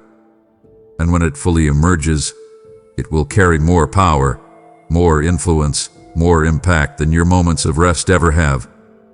I see the tears you fight to hold back, the breath that trembles, the mind that fights for escape. But I also see grace descending, strength layered within struggle. I'm the midwife of miracles, and I've come to deliver something mighty through your soul. The pressure is not punishment, it's the pulse of promise. So take a deep breath. Say, it's not too heavy because you are holding me. And as you yield to the weight, you yield to your destiny. This child of promise will be born not in the light, but in the pressure of my presence. And when it comes forth, it will shake foundations. You've been overextended for too long. I've watched you carry the needs, expectations, and heartbreaks of others, quietly, sacrificially, faithfully. You've taken on burdens that were not yours to carry, believing that mercy was measured by how much you could endure. And in your compassion, I watched you neglect the things that needed tending, your heart, your hope, your hearing of my voice. But tonight, I say, I've seen the way you've carried others. Now I've come to carry you. I'm stepping into your atmosphere, not as another load, but as your companion. I'm laying down what burdened you so you can rise fully into what I've called you to be. There will be a moment, perhaps even now, when you feel I have entered the room. That's not just my presence. It's my compassion. It's my intention to bear what you cannot bear on your own. You've been the caretaker, the encourager, the fixer, always helping, always sacrificing, always serving. And I saw that. I valued that. But I also saw your weariness. And I'm redefining what strength looks like. True strength doesn't demand isolation. True strength invites intimacy. I'm not calling you to carry what's unbroken, you've carried enough. I'm calling you to rest in what's being lifted. Your shoulders were never meant to carry forever. I come now to carry you. You may resist this at first. You may whisper, God, this is my role. But child, let me tell you, this is my role, not yours. You were meant to receive as much as you've given. I'm not shifting roles, I'm restoring you to my child. You're not being demoted by rest. You're being reinstated in my embrace. The exhaustion you felt wasn't weakness. It was proof that you are human. And humans need rest, and souls need refuge. Allow me. Let your spirit exhale. Let my arms be your shelter. Let my voice soothe what stress has frayed. Turn your face into my kindness. Let my shoulder hold what's been too heavy for yours. You don't serve best from weariness. You serve best from wholeness. That's why I've come to carry you. And when I carry you, everything shifts. Tension drops. Clarity comes. You see not just release, but revelation. Healing that starts and rest becomes movement. Direction becomes distinct. Strength begins to stir again inside of you. Not because you did more, but because you rested in more. And I am more. I have come to shift the weight from your shoulders to mine. So decide now. Will you keep carrying what's not yours? Or will you surrender what is meant for me to bear? I love you so much that I would rather be your rest than have you continue carrying what I've already paid for. Let it go. Let me hold you. You've worn your smile like a shield, soft, subtle, yet bulletproof, for far too long. You've carried questions behind that gentle curve. Am I enough? Will this ever change? Do I even matter? And you've smiled anyway, hoping the warmth in your heart would polish over the cracks no one noticed, especially yourself. But hear me now. Those questions are not flaws. They are invites, doorways into deeper intimacy with me. I did not let you smile through the ache without paying attention. I leaned in behind your smile. I hovered around your shattered whispers. And I carried those hidden questions in sanctified space until you could allow me to answer them, not with platitudes, but with my presence. You see, your smile was never your problem. It was your premier armor. But I am not here to penetrate you with condemnation. I came to penetrate with compassion. I have come to unmask the questions and unbury the answers, the ones you hid beneath courage. I'm bringing them into the light, not to expose your fragility, but to reveal my faithfulness. I didn't wait for your questions to be loud. I waited for your spirit to be honest. And here you are, in the quiet of the night, asking what daylight couldn't hold. And I say to you, come. Bring them. Lay them down. Because what you've held behind formulation and fear, I now fill with clarity and love. So don't apologize for having questions. Don't shrink away from vulnerability. The silence behind your smile has been screaming for me, and I have come to whisper back with answers that anchor you. I'm not offering quick fixes. I'm offering transformation. I'm not offering words that soothe for a season. I'm offering words that reshape eternity. Your smile was a survival mechanism, but my answer wants to become your certainty. Let me stand behind that smile now, not just to comfort, but to confirm who you truly are. Seen, known, chosen, deeply loved. You feel it now, don't you? A shift, the clarity, the weight of my presence in your room. And I tell you this, my beloved, this fire is not for containment, it's for commission. Just as I lit your heart tonight, I want to light thousands more through this very message. But the oil flows where the vessels are willing. Give, and it shall be given unto you, I said. And now I say again, give not to earn, but to expand what I'm doing here. So into this word through super thanks, membership, or the donation link below, and watch how your seed becomes someone else's salvation. You are not giving to content. You are given to kingdom ignition. Do it now, because what you fund, I will favor. You settled into routines, some born of comfort, others of fear, and many of familiarity. You've walked through days in patterns that felt safe, even when they left you hollow. Doing the same things, going to the same places, staying in the same relationships, not because they invigorate your soul, but because they simply exist. You told yourself that routine means stability. But I see beneath the surface. Those routines became prisons, shells that muffled the calling I placed in you. I didn't come into this moment to disrupt your schedule. I came to disrupt your excuses. I didn't come only to move your merits, I came to move your mountains. And to do that, I had to break the shell.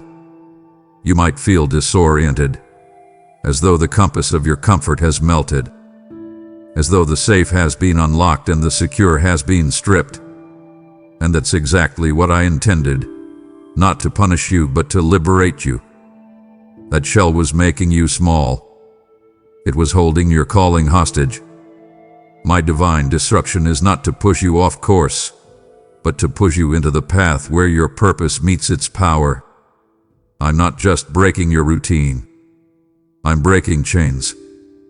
Chains of complacency, of cultural pressure, of self-doubt. I'm dismantling what kept you hidden in your humanness, so I can raise up what's divine in your destiny. So do not fear this disorientation. Do not try to rebuild the shell. Let it fall, because inside it is the you I've called, unashamed, unfiltered, unstoppable. I am calling your obedience, not your perfection. I want your freedom far more than I want your familiarity. The collapsing shell isn't your undoing, it's your unveiling. And the first breath you take in this new space will taste like purpose. I am the God who labors to break what needs breaking so what needs birthing can live. And what I will birth in your life will eclipse everything that came before, not because of your strength, but because of my transformation. Your calling is no longer dormant. It's now defying darkness, and nothing can stop what my power has awakened in you. Do not mistake the stillness of this room for absence, for there is a holy presence beyond what your senses perceive. I've assigned angels to this hour. Yes, celestial beings stationed at your bedside, positioned at the threshold of your thoughts, poised to release what's been delayed in your life. This is not poetic imagery or sentimental fluff. It is heavenly strategy. While you wrestled alone with waiting and wondering, my angels stood sentry, guarding your call, defending your faith, and preparing your breakthrough. They are waiting for the moment I release what I've held in the heavenly vault, and that moment is now. What has lingered too long, the prayer that never landed, the promise that felt too distant, the healing that seemed to stall, is now being delivered. My angelic messengers have watched and waited, gathered the fragments of your faith, collected your scattered hope, and now stand ready to bring shift. The walls between your prayer and your answer are thinning, and what seemed paused is now poised to press forward. You'll sense it. Quicken momentum, sudden clarity, divine confirmations. Not because you made a move, but because my messengers are executing my will, and they are doing it with precision. I placed them here, stationed them here, not to observe, but to accompany you into what I've decreed. This hour is more than symbolic. It is sacred. The hush around you is magnetic, drawing grace downward. The strain you've borne is becoming the gateway to shift. Let your heart rest in this moment. You don't need to conjure faith, you only need to receive. Allow my angels to minister what your delay has preserved. Every tear you cried was collected. Every word postponed was recorded. Every moment of waiting was preparing the soil for this release. You're not still. You're standing on the cusp, and the heavenly cavalry is here. So breathe deeply. Don't rush to respond. Receive what I am releasing. Because my angels are not just present, they are pressing in. And what was postponed will no longer be postponed. It will be precipitative. There are promises tied to this night, sealed in heaven, anchored in my word, and protected by my authority, that no enemy can cancel. You may feel the stir of spiritual sabotage. You may hear the whispers of defeat. But know this, what I have spoken over your life, no force can rescind. I have aligned this night with destiny, and every prophetic imprint that is birthing in you right now carries my unbreakable covenant. Not faith in your faithfulness, but faithfulness in my promise. There is a cause in this chaos, a plan in this pressure, a purpose in this pause, and none of it is arbitrary. The darkness around you is not your judge, but your stage. I've choreographed ripples of blessing in the middle of what felt like delay. And now, those ripples are gathering momentum. What was prophesied in the quiet is now pressing into manifestation. I will not let this night pass without marking you with markness, without confirming what was predestined, without initiating what was inevitable. Enemy schemes may loom, timing may tease, doubts may rise, but promise resting in purpose stands unshaken. This night is a signature moment, a turning point where what was resting in my heart begins to ripple in your world. Stand firm, beloved. This is not just any moment. It is the appointed moment, saturated with what I have sworn. So rise, not in your strength, but in my word. This night is lit, not by streetlights or screens, but by the light of my unchangeable promise, and it cannot be dimmed. I've heard every silent cry, every whispered hope trembling beneath your breath. I have seen the questions you dared to ask only in the dark. God, why? When next? Is this really you? And now, in the quiet of this sacred moment, your seeking has awakened my answers. This is no longer pursuit. I am pursuing you. Where your questions have led, my signs now align, and your faith will shift from wandering to wondering in revelation. I am clearing the fog, so clear your inner eyes can see the road I've paved just for you. You have not spoken your doubts in vain. You have not hidden your longings beneath courage for nothing. I have recorded them. I have courted them with compassion. And tonight I answer, not with concepts, but with encounters, not with statistics, but with substance. I am answering your questions through the atmosphere. Your seeing is now being shaped by the sacred questions that once unsettled you. That's why you can't sleep, because what you sought in curiosity, I now unveil in clarity. Let your spirit awaken, my child, not to more inquiry, but to revelation. Your questions were not detours, they were doorways, and I am moving through them now. What you wonder will become what you walk through. Your seeking becomes seeing, your silence becomes song, your questions become your testimony. So, as the night unfolds, lean into my words, feel my nearness, breathe my truth, because your answers are arriving as invitations from heaven itself. I know how close you felt to the brink. Every quiet moment, every tear, every sigh, you feared it was you breaking. You thought the weight would fracture you beyond repair. But hear me now. This is not your breaking. It is your breakthrough. This is not the end. It is the opening of something more powerful than you dared to imagine. I've been deconstructing the hardness around your heart, not to leave you shattered, but to shift you into the hands of my deliverance. You see, I don't bring light into places when you're already comfortable. I bring light into places when it's dark enough that only my voice can guide you. I've allowed the walls to tremble so that the foundation I rebuild in you is unshakable. Your perceived collapse is not ruin, but realignment. The pieces you thought were scattered are being put back together with my purpose. This isn't the dust of your life. This is the dust before the dawn, before the miracle of new breath, new boldness, new beginning. So do not mourn what feels like a breaking moment. Instead, worship me in the rearranging. Celebrate me in the tearing down. You are being remade.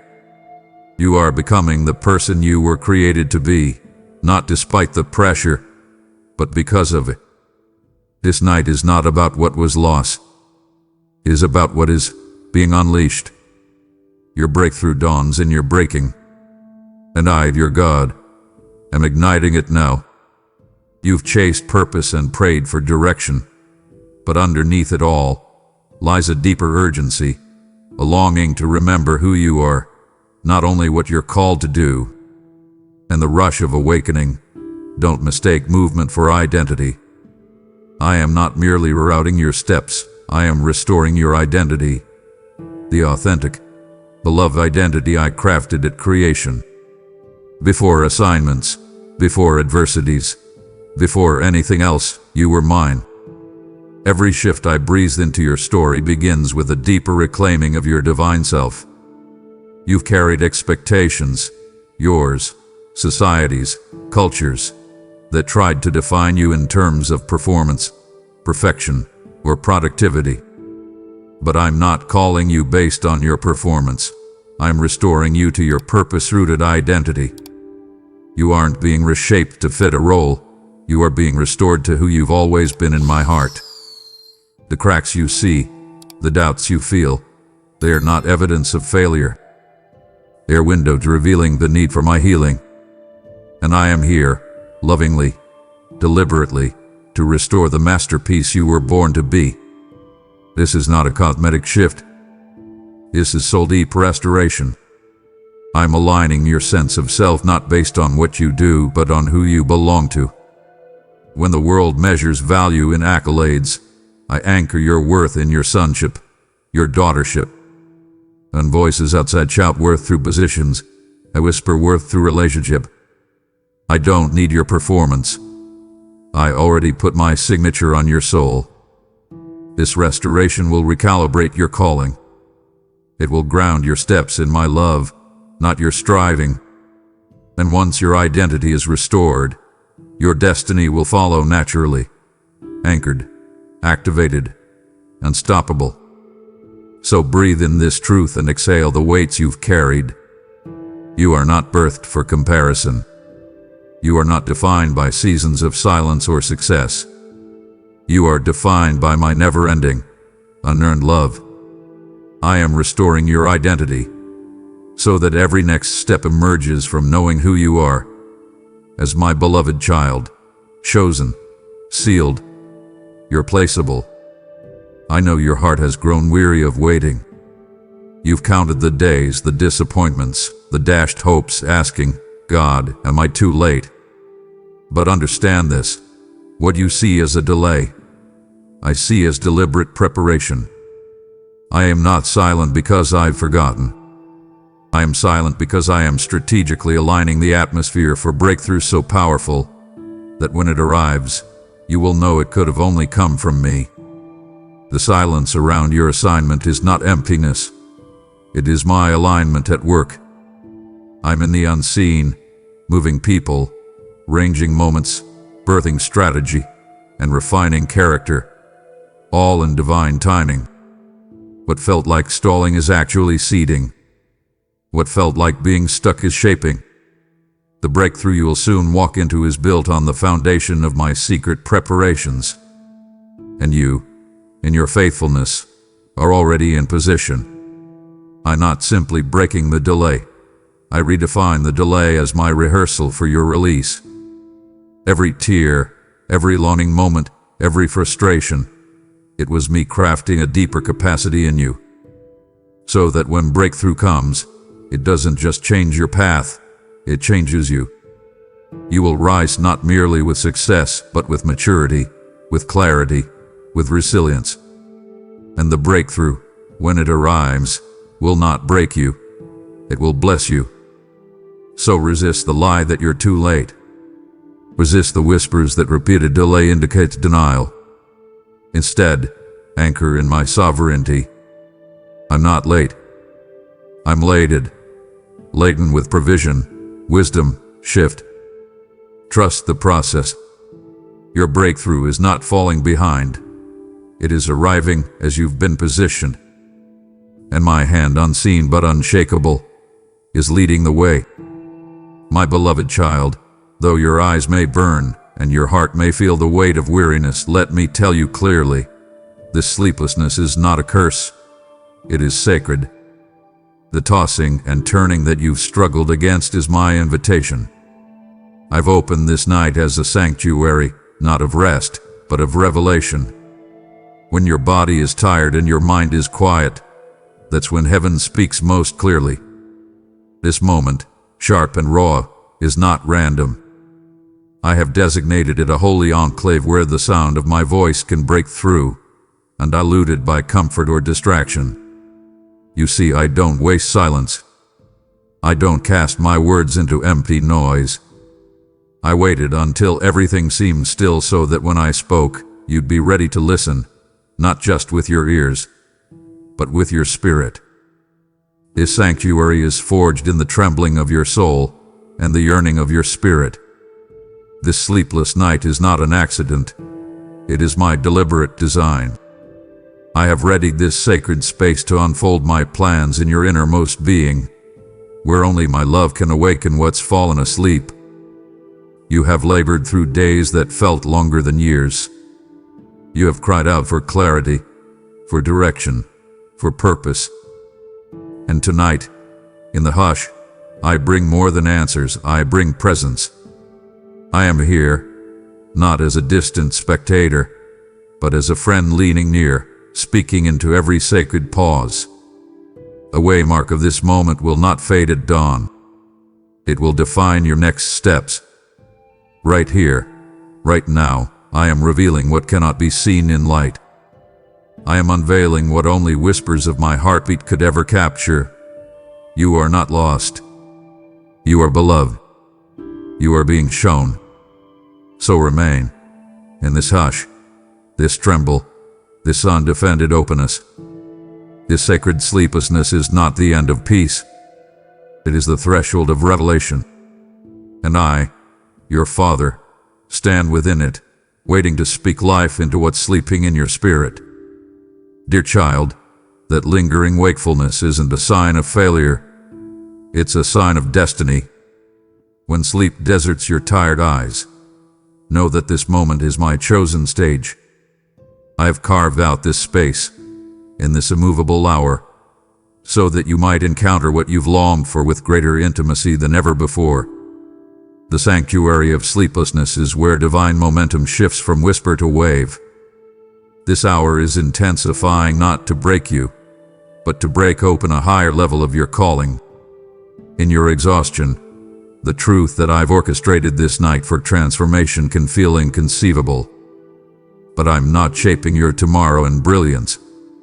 I'm shaping it in the low light of honesty, vulnerability, and unfiltered reception. What you feel tired of, I have made sacred. The heaviness of your heart is now the holy ground where my next move will take root. The night bears my fingerprints. Your soul's unrest is proof that something extraordinary is aligning in you and for you. This clarity you feel stirring, this sense that your breath carries more than air, it is me, restoring vision. I am redefining your trajectory in this very moment. Your future is being repositioned, remapped, energized, not in the glare of daylight, but in the glow of my presence. You will step into morning not with confusion, but with conviction. You will awaken not scattered, but sovereign in purpose. So stay awake, my child. Remain in the sanctuary of this sleeplessness. You are being shaped by a presence that will define all your next steps. This is not just a night. It is your night of new beginnings. In the hush that seems so fragile, I am speaking loudly. You ready to rise? There are moments in your life that shift more than circumstance. They shift identity, trajectory, legacy. This is one of them. I would not let you rest tonight because I was writing something eternal into the marrow of your spirit. You are standing on the holy hinge between who you were and who you are becoming. And after this moment, after these words, you will never again be the same. You have crossed through a divine threshold. This isn't just awakening, it is transformation. Not partial, not momentary, but soul deep, identity shaping, forever kind of change. You feel it, a hum in your chest, a tear that won't fall but lingers in your eye. That is evidence, not of emotion, but of encounter. You've been marked, not by men, not by circumstance, but by me. I have written my name across the places you thought were forgotten. I have breathed destiny into the cracks you thought were only scars. I have spoken light over the valleys where you once assumed no sunrise would come. Tonight, I have done what no man could do, restored you from the inside out, without applause, without noise, without spectacle, just me and you in this sacred exchange. The ache you've carried for so long, it has met its match in my voice. And from this moment on, you will carry something new. Not just purpose, but power. Not just dreams, but divine directives. I've not merely called you. I've commissioned you. The flame that flickered has now become a holy blaze, and the chains that whispered not yet have snapped under the weight of my now. Do not expect to walk out of this moment untouched. You've been shifted, sealed, set apart. Your very essence has encountered my eternity, and nothing will remain unchanged. So rise, differently. Speak, boldly. Woo, fearlessly. Not because your path is perfect, but because my presence is now permanent in every part of your journey. This is not just an emotional surge, it is a spiritual redefinition. Your life has turned a corner, and you will walk forward marked. When the world looks at you, they will not just see your face, they will feel my fire. You have wrestled tonight like Jacob, and like Jacob, you will walk differently, because you've seen me face to face. And like Jacob, you will never be the same. You have been marked, child. Tonight changed everything.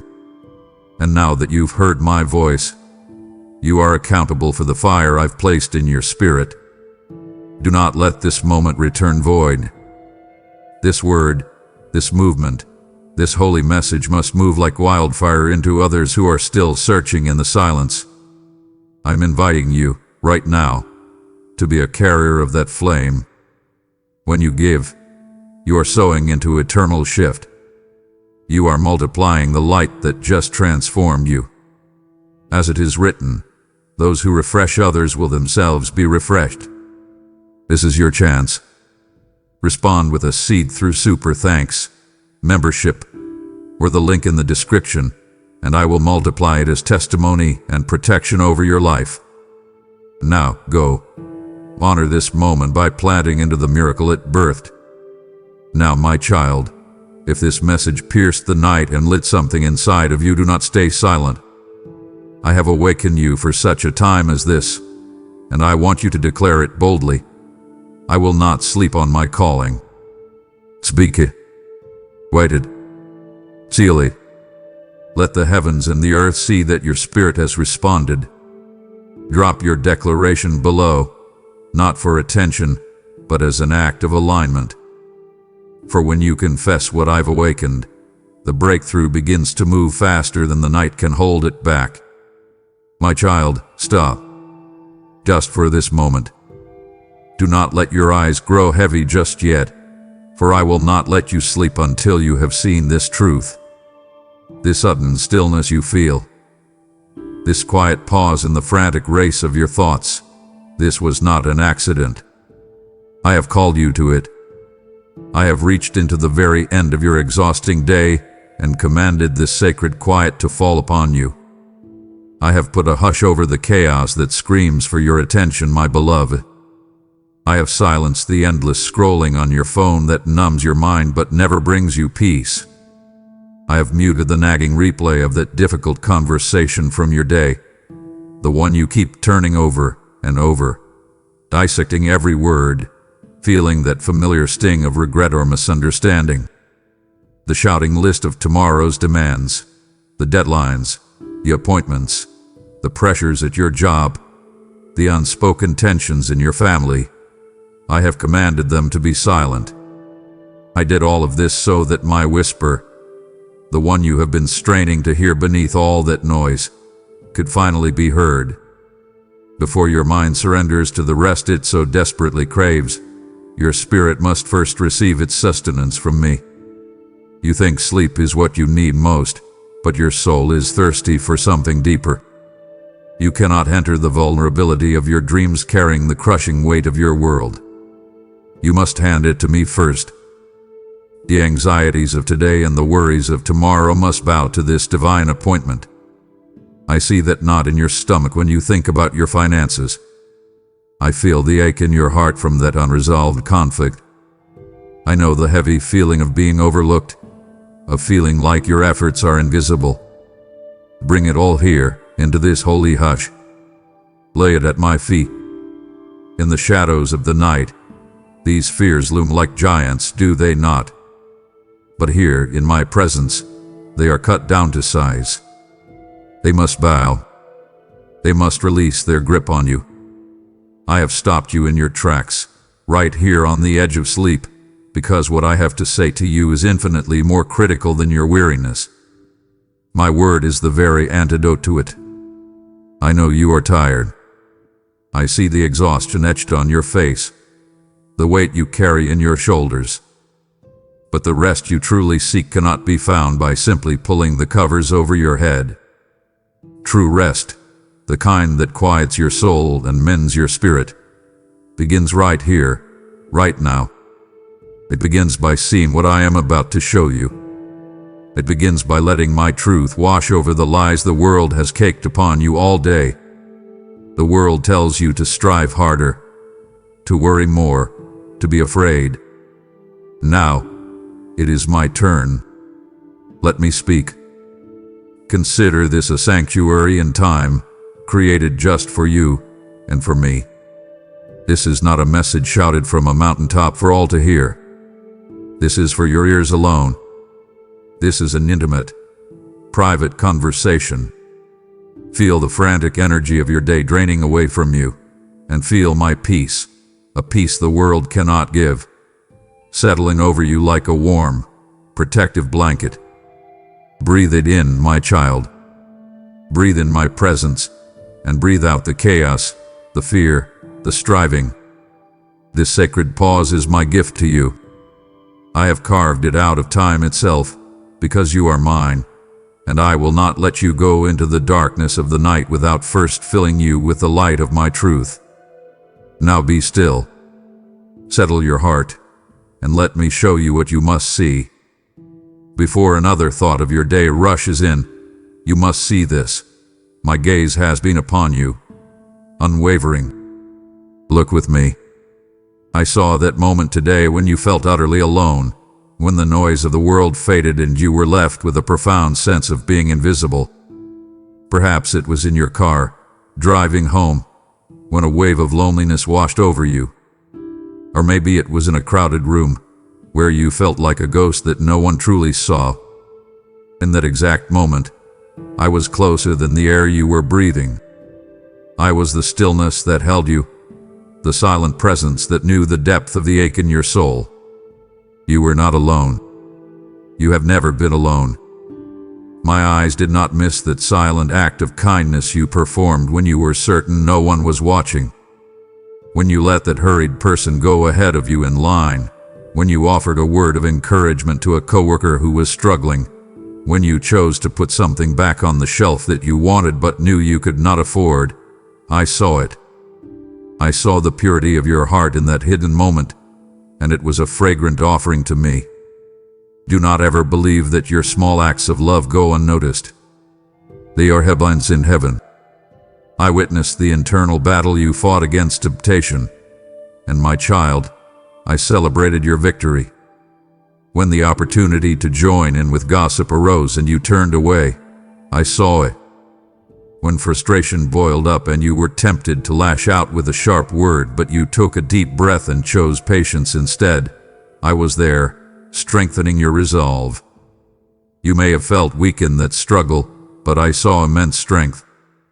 You were leaning on me, and in that leaning, you found the power to overcome.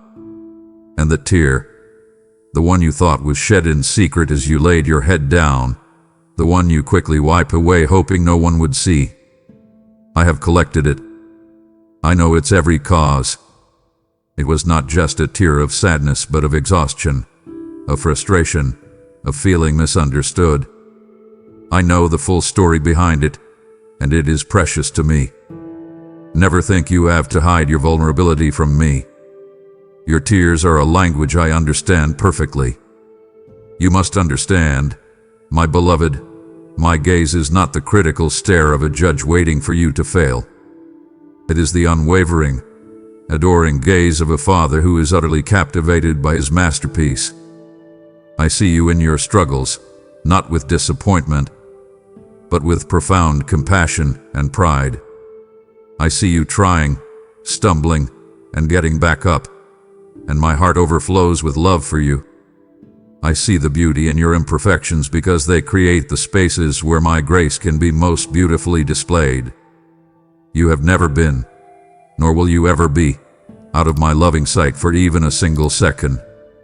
When you sleep, I watch over you. When you wake, my gaze is the first to greet you, even before the morning sun. I see your hidden fears and your secret hopes. I see the person you are today, and I see the glorious person you are becoming. You are fully known and fully loved, right now, in this very moment. Let that truth sink deeper than your weariness.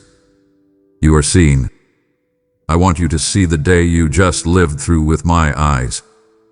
That final surge of energy that carried you through the last hour of work. The strength you mustered to be patient with your family when you felt you had nothing left to give. Where do you think that came from? It was a direct loan from my infinite supply. You were running on fumes and I was your secret fuel. Your exhaustion is born from the moments you forgot this. Your deepest weariness comes from trying to carry burdens that I designed for my shoulders alone. Think of it, my child. The weight of your financial future, the burden of a loved one's choices, the pressure to perform and succeed at your job. You have been trying to lift all of this in your own might. It is no wonder you are tired. You are trying to do my job. Imagine trying to power your entire home with a single battery. It would quickly be drained. I am the power source, the infinite grid.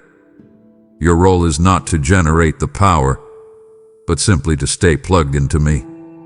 Your greatest achievements today were not born from your own striving. They were simply moments where you consented to let my power flow through you. That brilliant idea that came to you in the meeting, the perfect words of comfort you offered to a friend, the sudden burst of creativity that solved a problem. That was not just you. That was you, in your weakness and willingness, becoming a conduit for me. And you must see that your weakness is not a failing. It is the very thing that qualifies you for my strength. It is the empty vessel I am longing to fill with my glory. Your sense of inadequacy is not a sign of your disqualification. It is the invitation for my qualification. Stop seeing your limits as a liability. They are the empty space I need to do my greatest work in you. So I invite you, my child, stop striving in your own might. The world screams hustle harder, but I whisper, abide in me. Start abiding in the effortless strength of my spirit. What does this mean for your tomorrow? It means that before your feet hit the floor, you will acknowledge your need for me. Before you face the difficult task, you will whisper, I cannot do this, Lord, but you can. It means consciously handing me the burdens you are tempted to pick up. The victory you long for is not won by fighting harder, but by surrendering more completely to me. It is a paradox, I know. It goes against everything the world teaches you. But it is my truth. The battle is won not by tightening your grip, but by opening your hands in surrender. Let go of the oars, my beloved. Stop rowing so furiously against the current. Let go, and let me carry you. Your strength is not in your effort. It is in your complete and total dependence on me. I know your mind is replaying them. The moments from today that you have labeled failures. The sharp word you spoke. The task you forgot. The opportunity you missed. The feeling of not being a good enough parent, partner, or friend.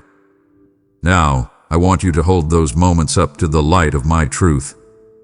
Because what you have labeled a failure, I have already marked as a lesson.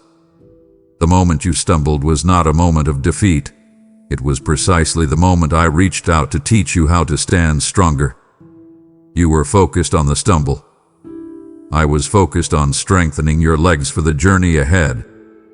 You felt the shame of the fall.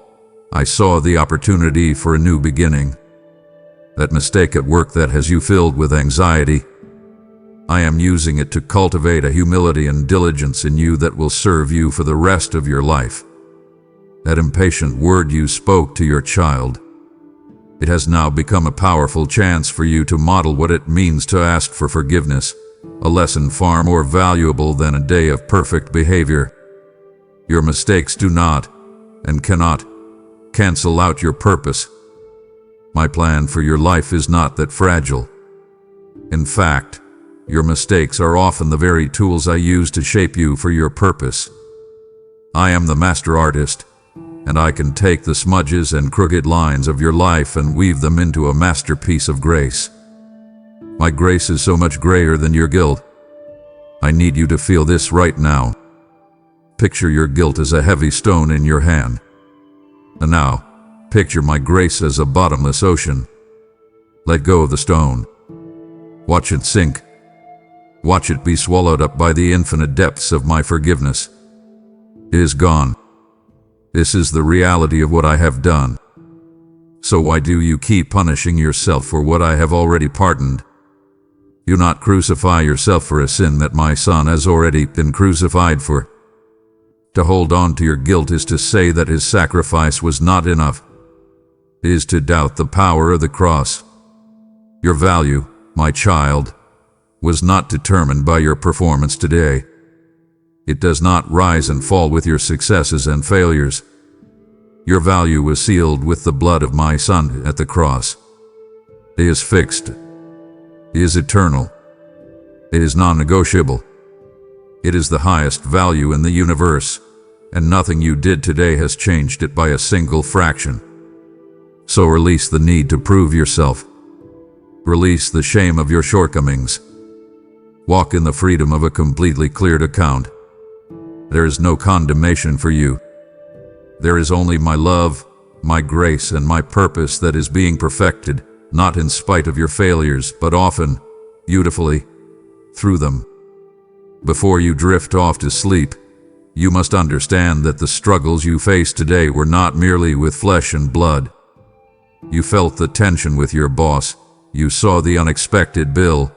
You felt the weight of the bad news. But behind the visible, there is an invisible war being waged for your heart, your faith, and your destiny. There is an enemy who despises you because you are mine. He studies you, looking for a moment of weakness, a crack in your armor. His goal is simple: to steal your peace, kill your hope, and destroy your faith. You must see this reality not to be afraid, but to be wise. Today, angels were dispatched to guard you from dangers you will never know. Do you remember that moment in traffic when another car swerved unexpectedly, and you narrowly avoided a collision? That was not luck. That was my ministering spirit acting on your behalf. There were other moments, unseen hazards and hidden traps, from which you were protected. My protection over you is a constant, powerful reality. And the whispers of doubt and fear that you entertain today, that persistent thought that you are not good enough, that you will never change, that I have forgotten you, those were not your own thoughts. They were fiery arrows from the accuser, designed to poison your mind and paralyze your spirit. You must learn to recognize his voice. It is the voice of condemnation, anxiety, and confusion. It is the opposite of mine. But you are not defenseless. Every prayer you uttered today, even the simple, desperate cry of "Lord, help me," was a powerful counterattack in the spiritual realm. You cannot see it, but your words of faith cause demons to tremble and shift the spiritual atmosphere around you. Prayer is not a passive, hopeful wish. It is an active, offensive weapon in this spiritual war. My name has been a shield around you, a fortress for your soul. Every accusation the enemy hurled at you today shattered against the reality of who you are in my Son. He cannot touch your true identity. He cannot steal your salvation. His only power is in deception, to trick you into believing his lies over my truth. You are not alone, weary soldier on a hopeless battlefield. Hear me now. You are a beloved child of the King of Heaven's armies, the Lord of hosts. The most powerful, undefeated force in all of creation fights for you. You are on the winning side. So rest tonight, not as a victim of circumstance, but as a protected, defended, and victorious child of the Most High God. My child, pause here. We have cleared the battlefield of lies, but do not turn away now. It would grieve my heart for you to see the battle I fight for you, only to walk away before I show you the safe path I have paved through it all. Stay, there is so much more I must reveal. I know the path you are on feels uncertain to you right now. It is tempting to look at the twists and turns, the unexpected hills, and the rocky terrain and conclude that you have taken a wrong turn. But you must see this from my perspective. Every inch of this path hath been mapped by my loving hand. To you, it may look like a confusing maze, but to me, it is a perfectly drawn line leading you exactly where you need to go. Do not mistake a difficult season for a wrong turn. Sometimes, the holiest ground I call you to walk upon is the rockiest.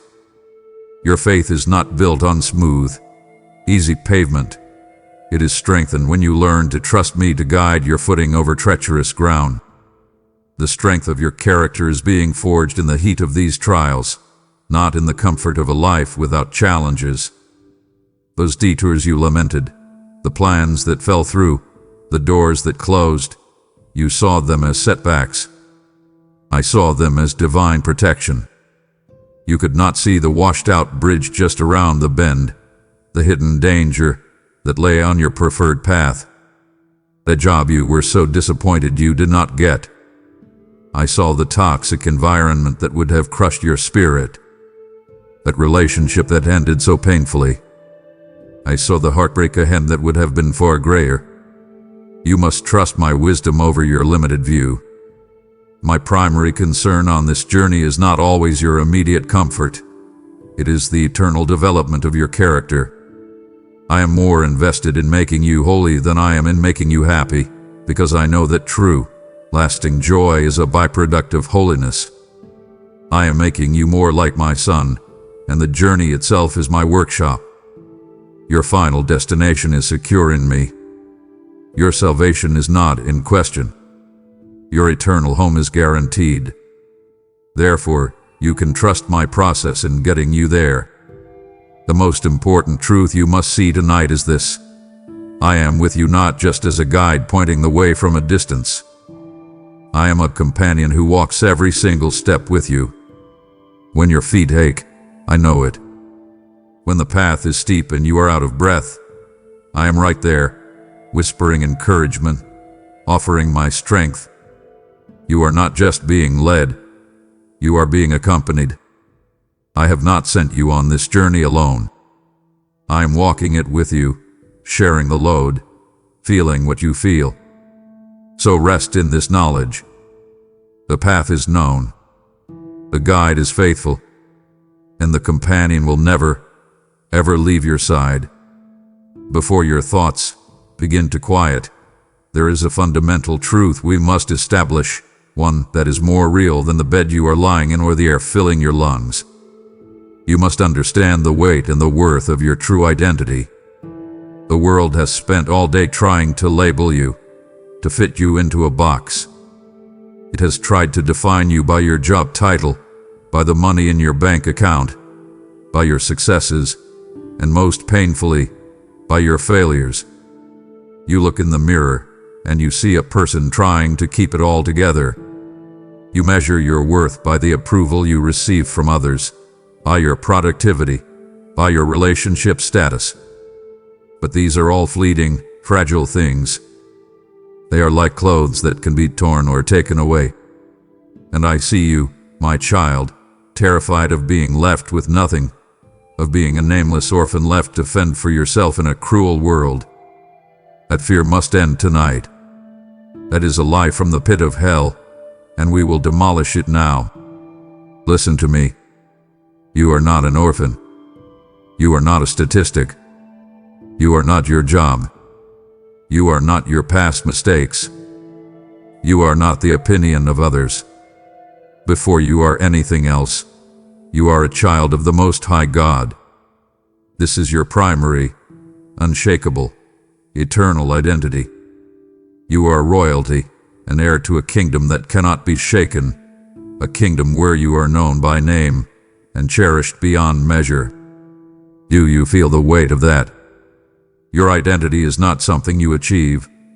It is something you receive.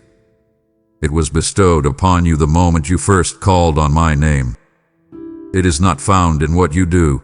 It is found in the unshakable, unbreakable, irreversible fact that you are mine. I want you to let that sink in. You are mine. When you feel insignificant at work, remember, you belong to the King of the universe. When you feel the sting of rejection in a relationship, remember, you are wholly and eternally accepted by me. When you feel like a failure as a parent or a friend, remember, your identity as my beloved child is perfect and secure, completely untouched by your performance. Your true identity is found in the one relationship that can never be broken, the one love that will never fade or fail. This is the foundation upon which your entire life must be built. Everything else is shifting sand, but this, your identity in me, is solid rock. Let this truth be the very last thought that settles in your mind tonight. Let it silence every other voice that tries to tell you who you are. Drown out the whispers of the accuser with this thunderous truth. Let it be the first thought that greets you upon waking, the armor you put on for a new day. You are my child. And that, my beloved, changes everything. I know that your heart is heavy with the memory of pain. Some of it is fresh from today, a harsh word, a deep disappointment.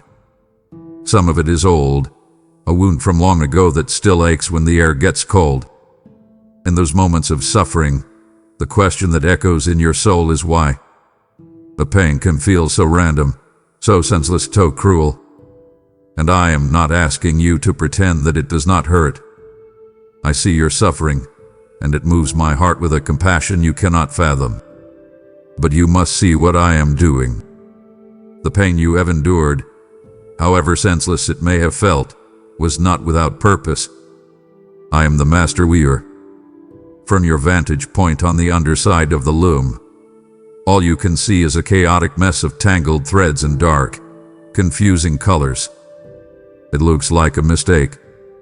But from my perspective, I am weaving those very threads, even the dark, painful ones, into a beautiful and intricate tapestry.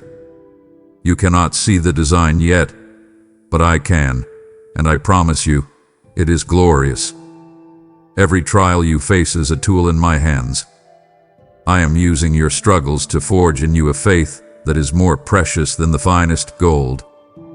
Gold, to be purified, must pass through an intense, refining fire. The fire does not destroy it. It burns away the impurities, leaving only what is pure and valuable. This pressure, this heat you are feeling, it is my refining fire. It is burning away your dependency on your own strength, your pride, your fear. It is leaving you with a resilient, pure, and powerful faith that will sustain you for all your days. The scars you carry will one day become a powerful testimony to my healing power. They will be a map that you can use to guide others who are lost in the same wilderness you have survived. Your pain is being redeemed, transformed from a weapon against you into a well of compassion for others. Most importantly, you must know that I have not been distant in your suffering. In your darkest hour, I have not been watching from afar. I have been holding you through it. When you felt you were breaking, my arms were the very thing holding you together. When your tears fell, they fell upon me. Your affliction, which feels so heavy and overwhelming right now, is temporary and light in comparison to the eternal weight of glory that it is producing in you. This is not just a comforting phrase. It is an absolute promise. The strength, the wisdom, the compassion, the unshakable faith you are gaining through this trial are treasures of eternal worth. So do not lose heart, my child. I am with you in the pain, and I am weaving it into a purpose far greater than you can currently imagine. There is a lie, whispered in the darkest corners of your fear, that must be utterly demolished tonight. It is the most poisonous lie the enemy uses, because it strikes at the very root of your faith. It is the lie that I have forgotten you. It is the feeling that your desperate prayers are just bouncing off a ceiling of brass, unheard and unanswered. It is the silence that you interpret as my absence.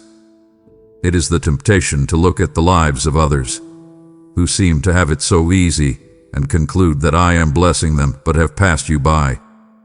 This lie is designed to make you give up, to stop praying, to let bitterness take root in the soil of your heart. But I tell you the truth, every word, every sigh, every tear you have offered in prayer has been heard and has been cherished. Your prayers are not lost in transit. They arrive before my throne as a sweet and precious incense. You feel forgotten. Look at my hands. I have inscribed your name on the palms of my hands. You are eternally before me. I cannot look at the very hands that were pierced for you without seeing your name, without being reminded of my covenant with you. To believe that I could forget you is to believe I could somehow forget my own suffering, my own sacrifice, my own son. It is impossible. My silence is not my absence. You must learn to trust me in the quiet. Often, my silence is a time of profound preparation. I'm preparing the answer for you, and perhaps even more importantly, I'm preparing you for the answer. To give you the blessing you are asking for right now might crush you. You need to be strengthened. Your character needs to be developed, so that when the blessing comes, you can carry it. My silence is not a rejection. It is an act of my loving wisdom. I know your needs before you even ask, and my timing is always perfect.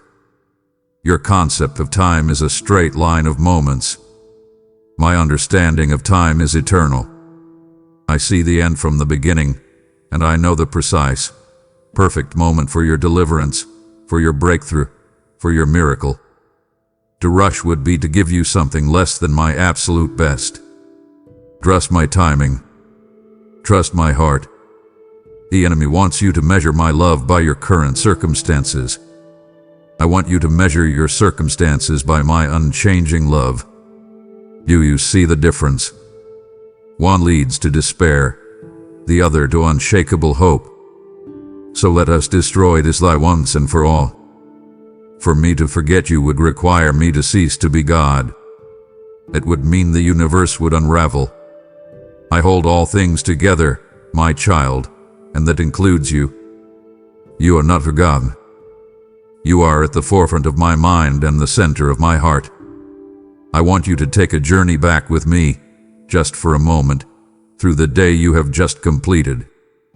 I want to open your eyes to see the small, constant miracles of my provision that you have completely overlooked.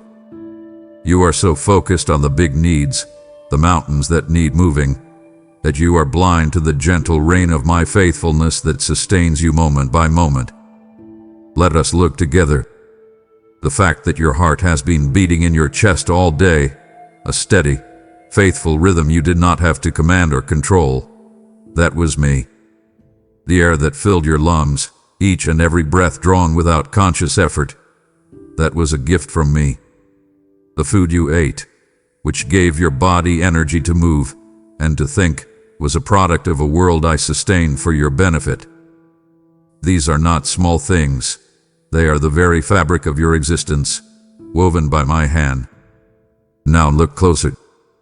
Do you remember that moment of peace that settled on you for no reason, right in the middle of a stressful afternoon? That was me, whispering to your spirit. Do you recall that timely word from a friend, a text message or a phone call that came at the exact moment you needed encouragement? I prompted them. That unexpected solution to a problem you had been wrestling with, the idea that just popped into your head. That was my wisdom, given to you freely. I am not just the God of the burning bush and the parting of the sea. I am the God of daily bread. I am the God of the parking space that opens up, the God of the quiet moment in a chaotic day, the God of the strength to take one more step when you felt like collapsing. I have sustained you today in ways you are not even aware of. I have protected you in the background, provided for you in silence. My faithfulness is not a dramatic, occasional event. It is the constant, underlying reality of your entire life. You are held together, moment by moment, by my loving power. When you see this, when you learn to open your eyes to the thousands of small graces that fill your ordinary day, your perspective will change. Gratitude will replace anxiety. You will stop living in a mindset of lack and start living in the overwhelming reality of my abundance. Your life is a tapestry of my constant care. Stop looking only for the thunder and lightning of my power, and learn to see my love in the gentle, life-sustaining rain of my daily provision. It had been all around you, all day long. You now see how I hold you, how I provide for you. But it would wound me deeply for you to accept my daily provision, yet refuse the profound freedom I am about to offer. The chains of your past are still waiting to be addressed. Do not be satisfied with mere sustenance when complete liberation is at hand. Listen, I long to set you fully free. Before you sleep, it is vital that you fully grasp the immense, total, and irreversible power of my forgiveness. Your human understanding of forgiveness is flawed. You forgive, but you might struggle to forget. You forgive, but you might still hold a person at arm's length. My forgiveness is nothing like that. When I forgive your sins, I make a divine choice to not remember them any longer. They are not just swept under a rug in heaven. They are removed. They are cast into the depths of the sea of my forgetfulness, to never be brought up against you again. I have separated you from your transgressions as far as the east is from the west. This is not poetry, my child. This is your spiritual reality. There is no sin so dark, no mistake so shameful, that the blood of my Son is not sufficient to wash it completely clean. Stop bringing your filthy rags of self-effort to me, trying to clean yourself up before you approach. You cannot. The only thing that makes you clean is His sacrifice, and that sacrifice was perfect and complete. So I command you tonight, stop punishing yourself for what I have already pardoned. When you replay your mistakes, when you drown in guilt and shame, you are not being humble. You are doubting the power of the cross. You are essentially telling me that my Son's death was not quite enough to cover that particular sin. You must see how this grieves my heart. The debt has been paid in full. The account has been cleared. To continue trying to make payments on a debt that has been canceled is foolishness. You are not defined by your worst moment. You are not the label of your biggest mistake. You are defined by His best moment, by His perfect sacrifice on your behalf. When I look at you now, I do not see your sin. I see the perfect righteousness of Christ that now covers you like a royal robe. You need to start seeing yourself the way I see you. Walk in the freedom of a completely cleared account. The gavel of justice has fallen, and the verdict was not guilty, not because you were innocent, but because someone innocent took your place. Therefore, there is now no condemnation for you. Let that word wash over you. O condemnation. Release the guilt.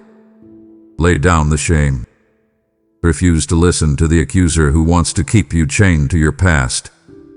My Son did not die to make you feel guilty. He died to set you free. Receive that freedom now, in its fullness, and prepare to sleep the true, deep rest of the forgiven. It is time for us to address the mirror. I see how you look at your reflection.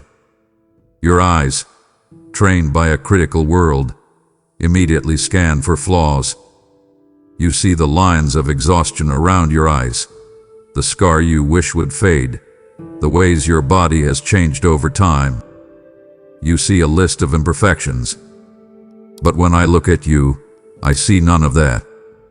I look at you and see my beloved creation, a masterpiece formed with intention and delight. I see the eyes that have wept with compassion for another's pain. I see the hands that have served and worked and helped. I see a heart that, despite its bruises, is still capable of immense love.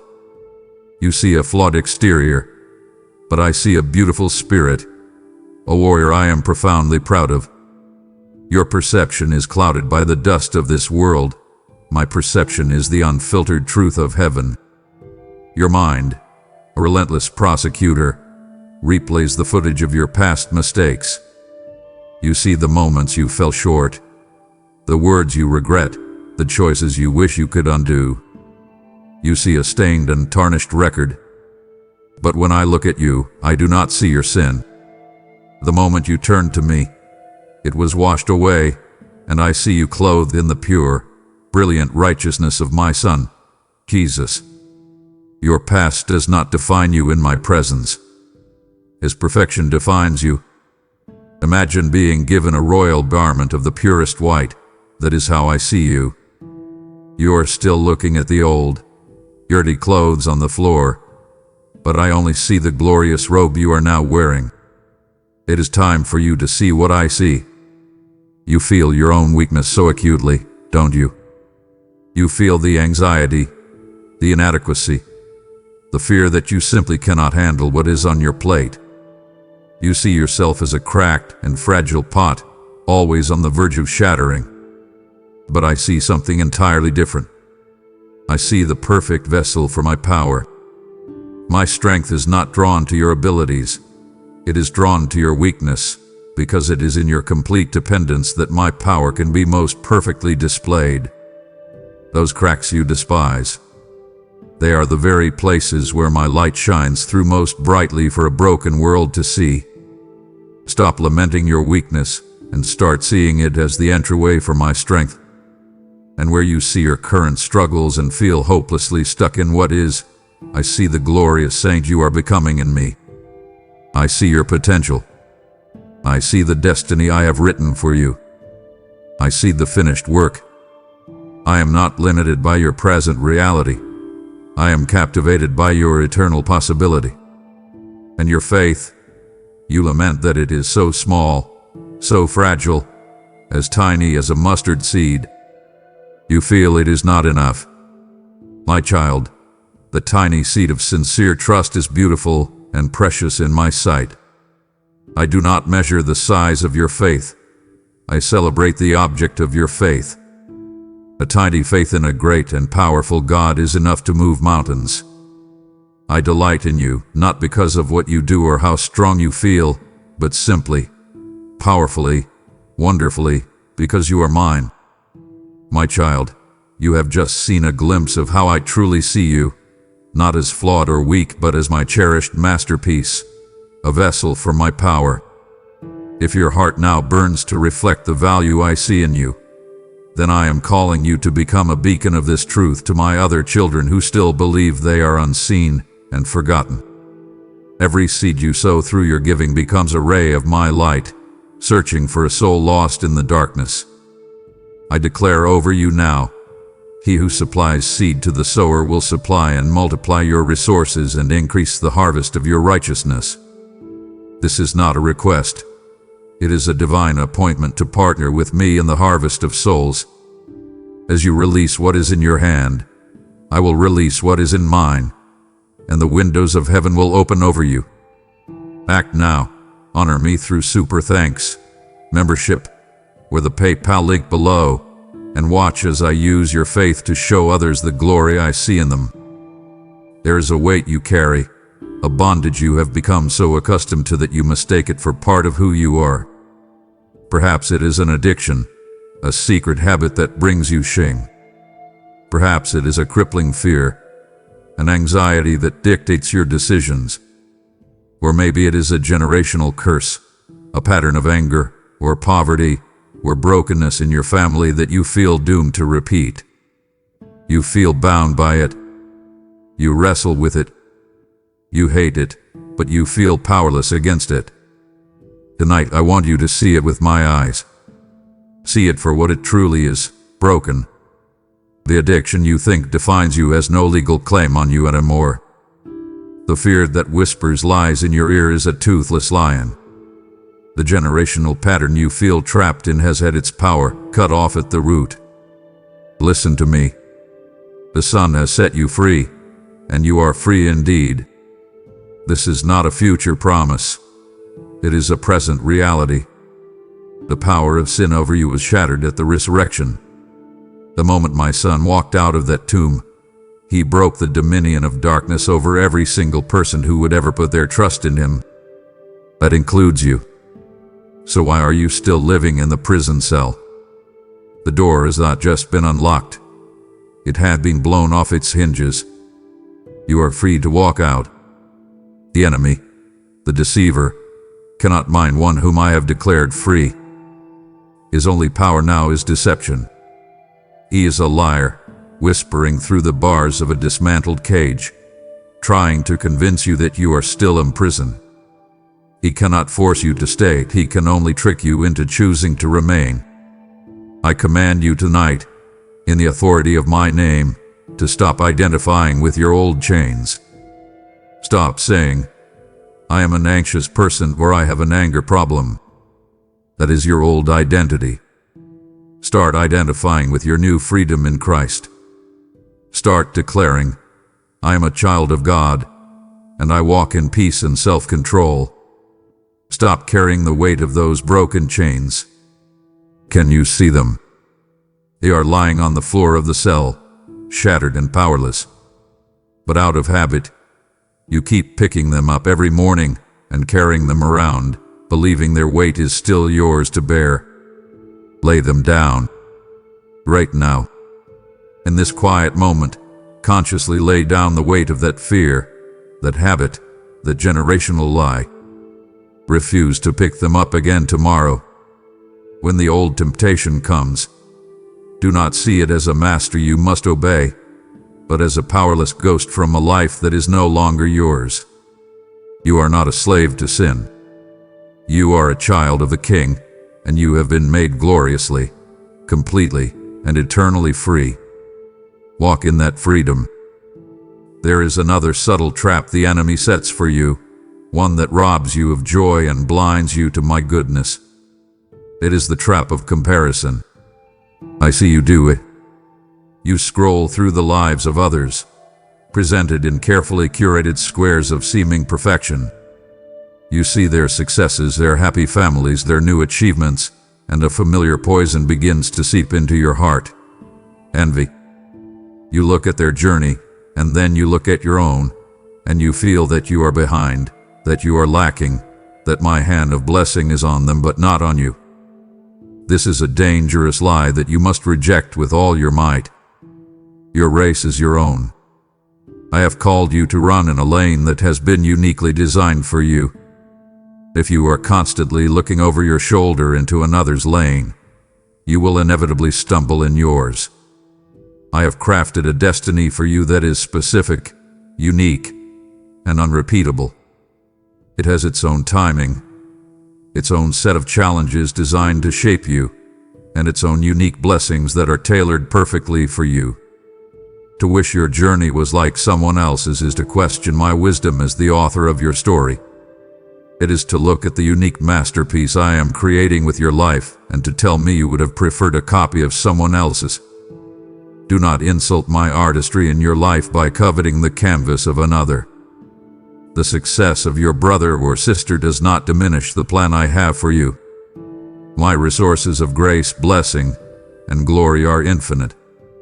I do not have a limited supply, Another person's victory does not mean there is less victory available for you. On the contrary, you are part of a family, a body. When one part is honored, the whole body should rejoice. I command you to change your posture from one of envy to one of celebration. When you see another blessed, I want you to genuinely thank me for their victory. This act of selfless celebration is a powerful antidote to the poison of jealousy. It breaks the enemy's hold on your heart and aligns you with my abundant, generous nature. It opens you up to receive the specific blessings that I have stored up just for you. Keep your eyes fixed on Jesus, the author and perfecter of your faith, not on the progress of another person's faith. Trust me with your story. I am a good author, and the chapter I am writing for you is essential, beautiful, and will unfold in its perfect time. My child, hear my heart in all of this. Everything I am showing you tonight, every truth, every command, is not just a list of information for you to mentally agree with. It is an invitation. It is an invitation to move beyond a distant, formal religion and into a deep, vibrant, moment-by-moment relationship with me. I see your attempts to please me. I see your attendance at church, your efforts to do the right things. And while your obedience is beautiful to me, what I long for is not just your service, but your heart. I desire more than just your Sunday morning attendance. I long for your daily, moment-by-moment companionship. I do not want to be a subject you study. I want to be the person you love. I am not a distant, untouchable deity. I am not a cosmic force. I am a person, and I desire a real, loving relationship with you. I want you to talk to me as you would a trusted friend, because that is what I am. I want you to talk to me with honesty, with vulnerability, with frequency. Talk to me in your car on the way to work. Whisper to me when you feel that surge of anxiety. Thank me when you experience a small joy. Argue with me when you are confused or angry. I am not afraid of your real emotions. I am not looking for polished, religious prayers. I am looking for your real, unfiltered heart. Do not be satisfied with merely knowing about me. So many people settle for that. They read about me, they hear sermons about me, but they do not truly know me. To know me is to spend time with me, to listen for my voice, to share the intimate details of your life with me, and to allow me to share my heart with you. This is why the veil was torn. You understand the power of that moment. For centuries, my immediate presence was hidden, accessible only to a high priest, only once a year, and only with the shedding of blood. But when my Son declared it is finished, the thick curtain separating a holy God from humanity was ripped in two, from top to bottom. That was me, tearing it. I was tearing down the barrier between us. I was throwing open the door to my very throne room and inviting you to come in, boldly and without fear, at any time. The way hath been made for you. This intimacy I am describing is not something you have to earn. It hath been purchased for you at the highest possible price. So please accept the invitation. Come closer. Do not keep me at arm's length. Let me in, not just into the tidy guest room of your heart, but into every room, every messy closet, every hidden corner. I am not just your God. I want to be your closest, most trusted friend. I have opened the door to my heart and invited you in. Can you feel how close I am? It would be a profound sorrow for me if you stood at the threshold of this intimacy, only to turn back to the noise of the world now. The deepest rest for your soul is just ahead. Do not dishonor this sacred moment by leaving before you have received it. As your eyelids grow heavy, let us speak of the one thing you crave most: rest. Sleep can refresh your body, and I have given it to you as a gift for that purpose. But I can see that your sleep is often not restful. Your body may be still, but your mind continues to race, wrestling with tomorrow's worries and replaying today's regrets. That is because sleep alone cannot give you the rest you need. Only I can give true rest to your soul. You must understand this. My rest is not the absence of activity, it is the presence of me in the midst of it. It is a state of peaceful trust and surrender that you can experience even in the middle of life's greatest storms. The entrance to this rest is found in two simple words: cease striving. Cease striving to control outcomes you were never meant to control. Cease striving to earn the approval of others. Cease striving to be strong enough in your own power. Cease striving and know that I am God. This is the beginning of rest. Now I want you to practice it. I give you a command and a promise. Cast every single one of your anxieties upon me, for I care for you deeply. This is not a suggestion. It is a divine instruction for your peace. So do it now. Mentally gather up all your worries, the financial pressure, the health concern, the relational strife, the unknown future. See them as heavy, sharp-edged stones in your hands. Now, open your hands and deliberately place them into mine. Feel the relief as the weight is transferred. I am strong enough to carry them. You are not. My son said, "Come to me, all you who are weary and burdened, and I will give you rest. Take my yoke upon you, for my yoke is easy, and my burden is light." The yoke is a tool for sharing a load. When you are yoked to me, you are not pulling the plow alone. I am right there beside you, carrying the heavy end of the load. My burden is light because the burden I give you is simply to trust me, to stay close to me. You give me your impossible burden of worry and control, and I give you my easy burden of faith and dependence. It is the greatest exchange you will ever make. So tonight, my beloved, do not just fall asleep. I invite you to enter into my promised rest. Release your grip on your life. Surrender it all to me. Let my peace, which transcends all understanding, stand guard over your heart and your mind. Let it be a blanket for your weary soul. Cease your striving. Cast your cares. Take my yoke.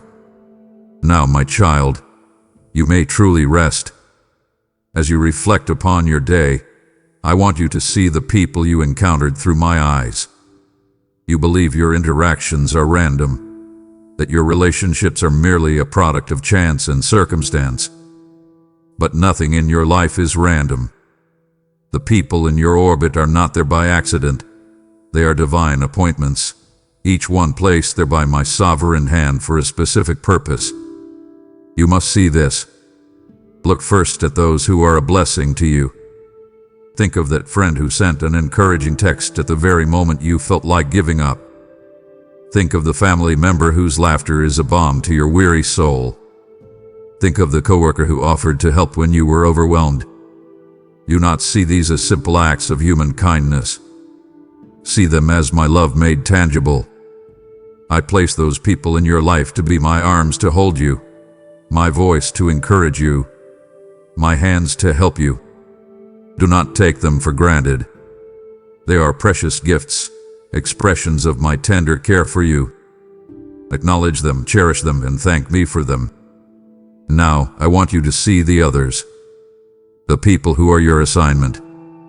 The quiet person at your workplace whom everyone overlooks. The neighbor you know is going through a difficult time. The family member who does not yet know me. You see them as part of the scenery of your life, or sometimes even as an interruption to your busy schedule. But I have placed them in your path for you to be a blessing to them. They are an opportunity for you to show them my love. Your simple smile, your listening ear, your offer of practical help, these are the very ways I intend to reach them.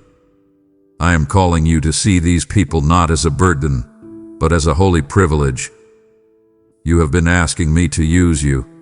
and I am answering that prayer by placing these souls directly in your path. Will you accept the assignment? Finally, we must talk about the difficult people. I know who just came to your mind. The person whose words frustrate you, whose actions wound you, whose very presence can fill you with tension.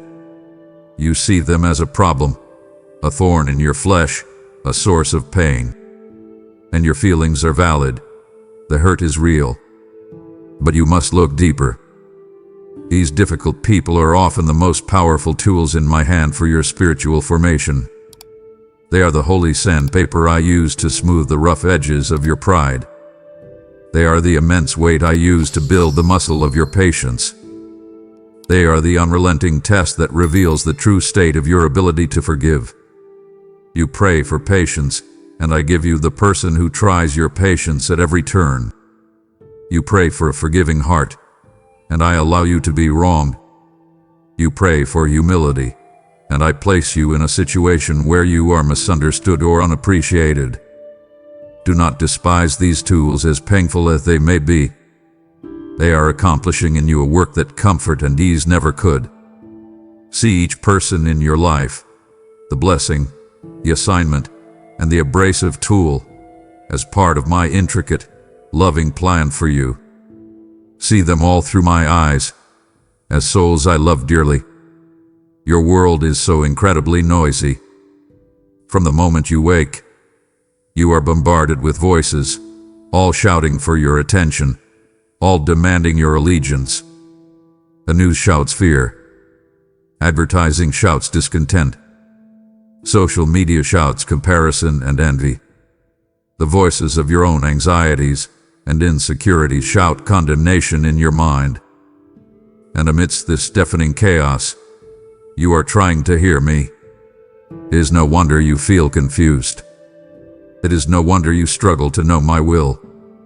Tonight, I want to teach you how to distinguish my voice from all the others, because learning to hear me is the most critical skill for your journey. You must understand that the different voices have different characteristics. The voice of the enemy, the accuser, will always bring anxiety, condemnation, and confusion. It will sound like this: you failed again. You'll never be good enough. God is disappointed in you. You should be afraid. There is no hope. It pushes. It accuses. It drives you toward despair. Your own voice, the voice of your flesh, often speaks of selfish ambition, comfort, and fear of sacrifice. But my voice is different. Even when I bring conviction for sin, it is gentle and leads to repentance and peace, not to shame and despair. My voice always brings peace. It brings clarity. It brings direction. It brings hope. My voice will always align with my word. It will affirm your identity as my beloved child. It will empower you, encourage you, and lead you toward life.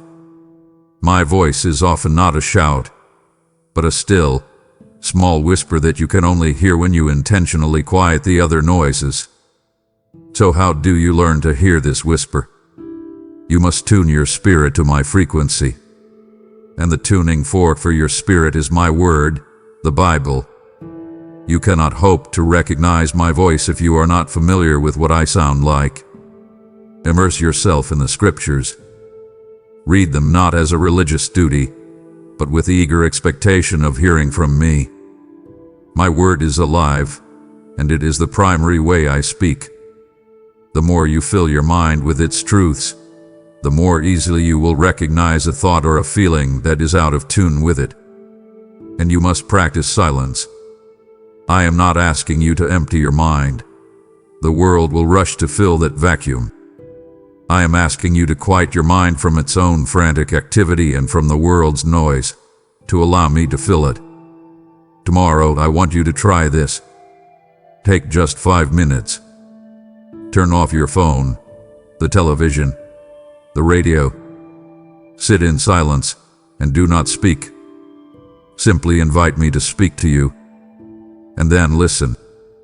Do not be discouraged if you hear nothing grammatic at first. You are training a muscle. You are cultivating a habit of listening. I am always speaking, my child.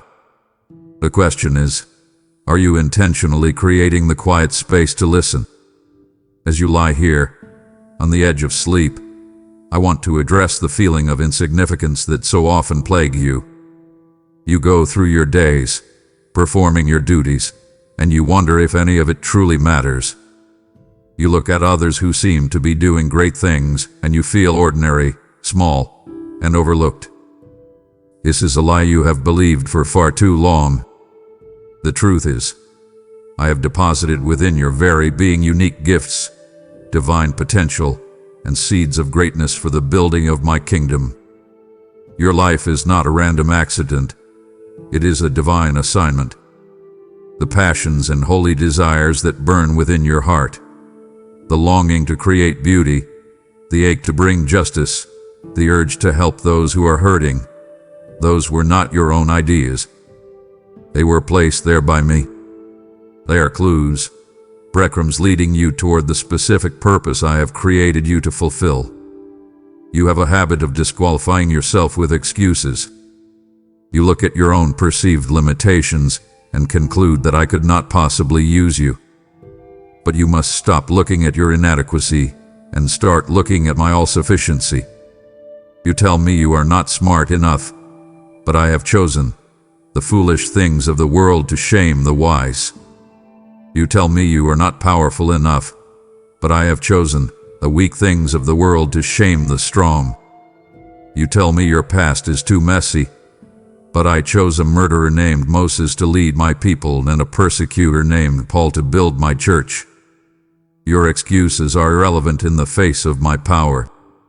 I have already qualified you by placing my spirit within you. Your job is not to be qualified, but to be willing. Do not despise the small beginnings. You look at the mighty oak tree, but you forget that it was once a tiny, vulnerable acorn. Within you, I have planted acorns of destiny. You must not despise them because they look small right now. You must water them with faith and prayer. You must expose them to the sunlight of my word. You must be faithful with the small opportunities I give you today, because it is in being faithful with little that I will entrust you with much. Your life has a divine assignment that no one else in the history of the world can fulfill. There is a unique expression of my glory that I intend to release into the world through you, and only you. If you do not step into your calling, that specific work will remain undone. The world will miss out on the gift that you are. So do not go to sleep tonight believing you are ordinary. Acknowledge the potential I see dormant within you. You are a carrier of divine seeds, a person of great purpose, and it is time to start believing it. My child, I must have a frank conversation about your worry. You treat it as an unfortunate, but normal part of life. You see it as a sign that you care. But I want to reframe it for you tonight. I want you to see it as I see it. Worry is not just a weakness. It is a form of unbelief. It is the sin of believing that I am not truly in control, or that I am in control but that I am not good and cannot be trusted. Every moment you spend worrying about your future, your finances, or your family is a moment you are actively living as if I do not exist or do not care. It is a form of practical atheism, and it is beneath you as my child. Furthermore, worry is a form of arrogance. It is an attempt to shoulder a responsibility that belongs only to me, the sovereign God of the universe. When you worry, you are essentially trying to be your own God. You are acting as if the outcome of the situation depends on the intensity of your fretful thoughts. You are trying to be the air traffic controller for your own life, and for the lives of those you love, a job for which you are completely unqualified. It is an arrogant usurpation of the role that only I can fill. I am the only one who knows the future. I am the only one with the power to act. Your worry is a futile attempt to do my job, and it is crushing you under a weight you were never designed to carry. I have commanded you not to worry for your own good. I know that worry cannot add a single hour to your life. It can only subtract joy and peace from the hours you already have. It is like a rocking chair. It gives you something to do, but it gets you absolutely nowhere. It solves no problems. It builds no solutions. It only digs a deeper rut of anxiety in your mind. The antidote to worry is not to simply try harder to stop worrying. The antidote to worry is worship. It is the conscious and deliberate act of shifting your focus from the size of your problem to the size of your God. It is to stop rehearsing your fears and to start rehearsing my promises. When you are tempted to worry about your finances, I want you to praise me as your provider. When you are tempted to worry about your health, I want you to praise me as your healer. When you are tempted to worry about your future, I want you to praise me as the good and faithful author of your story. So tonight, I command you to release your white-knuckled grip on tomorrow. Its provision has already been arranged by me. Surrender your futile and arrogant worry, and step into the peace of trusting the one who truly holds the world in his hands. You have seen the futility of your worry and the greatness I have placed within you. My heart aches at the thought of you knowing your potential, yet leaving before I place your greatest weapon in your hands. The warrior who abandons his training before receiving his sword is destined for defeat. You not grieve your king by walking away now. The secret to your victory is on my lips, waiting to be spoken. As we bring this day to a close, I want to equip you with one of the most powerful weapons in your spiritual arsenal. It is a weapon the enemy fears, a weapon that shatters darkness, a weapon that transforms your heart and your circumstances. It is the weapon of praise. You have come to think of praise as a reaction to good times, something you do when you feel happy and blessed. But that is a shallow and powerless understanding. True praise is not a reaction to your circumstances. It is a weapon to be wielded in all circumstances. It is a declaration of faith made in the face of fear, a song of hope sung in the middle of the night. When you praise me in the storm, you are not denying the reality of the storm. You are not pretending the winds are not howling or the waves are not crashing. You are doing something far more powerful. You are declaring that I am bigger than the storm. You are taking me off the floor of your circumstances and placing me on the throne, high above them. You are enthroning me as king over your situation. Remember my servants Paul and Silas. They were in a dark prison cell, their feet in stocks, their backs bleeding. Their circumstances screamed despair. But what did they do? They prayed and sang hymns of praise. And what happened? The earth shook. The prison doors flew open, and everyone's chains came loose. It is the power of praise. It is a spiritual earthquake that breaks chains. Praise shifts the atmosphere, not only in the spiritual realm, but in your own heart and home. When you feel the heaviness of despair or anxiety trying to settle upon you, I command you to open your mouth and begin to praise me aloud. Start by simply thanking me for who I am, that I am good, that I am faithful, that I am sovereign. Thank me for what I have done. Rehearse my past faithfulness in your life. As you do, you will feel the atmosphere begin to change. Hope will displace despair. Faith will suffocate fear. The enemy flees from the sound of genuine praise to the Almighty God. He is the accuser, the father of lies and despair. He cannot remain in an atmosphere that is filled with gratitude and the exaltation of my name. Praise is the language of faith. It is the ultimate act of trust, declaring my goodness and power before you even see the outcome. It is looking at the giants in the land and choosing to declare that your God is greater. So end your day tonight not with a list of your complaints and worries, but with a symphony of gratitude. Praise me, my child, and watch the darkness flee. I must speak about your feelings, for they are like a powerful storm that often threatens to capsize your faith. I know that this morning you may have woken up and not felt my love. Yesterday you may have sinned, and today you do not feel forgiven. In the midst of your trial, you do not feel my presence. Your heart feels cold, numb, or full of doubt, and you take this feeling as evidence of truth. You conclude that because you do not feel loved, I must not love you. Because you do not feel forgiven, you must still be condemned. Because you do not feel my presence, I must have abandoned you. This is a catastrophic mistake. You are building your entire reality on the shifting, treacherous sands of your emotions. I want you to hear this, and let it sink into the bedrock of your soul. My truth stands firm, whether you feel it or not. My love for you is a covenant fact, an unbreakable promise sealed in the blood of my Son. It is not a fleeting emotion that comes and goes with the weather. My forgiveness is a legal declaration made in the courts of heaven. It is not dependent on your feelings of guilt or worthiness. My presence with you is a sworn oath.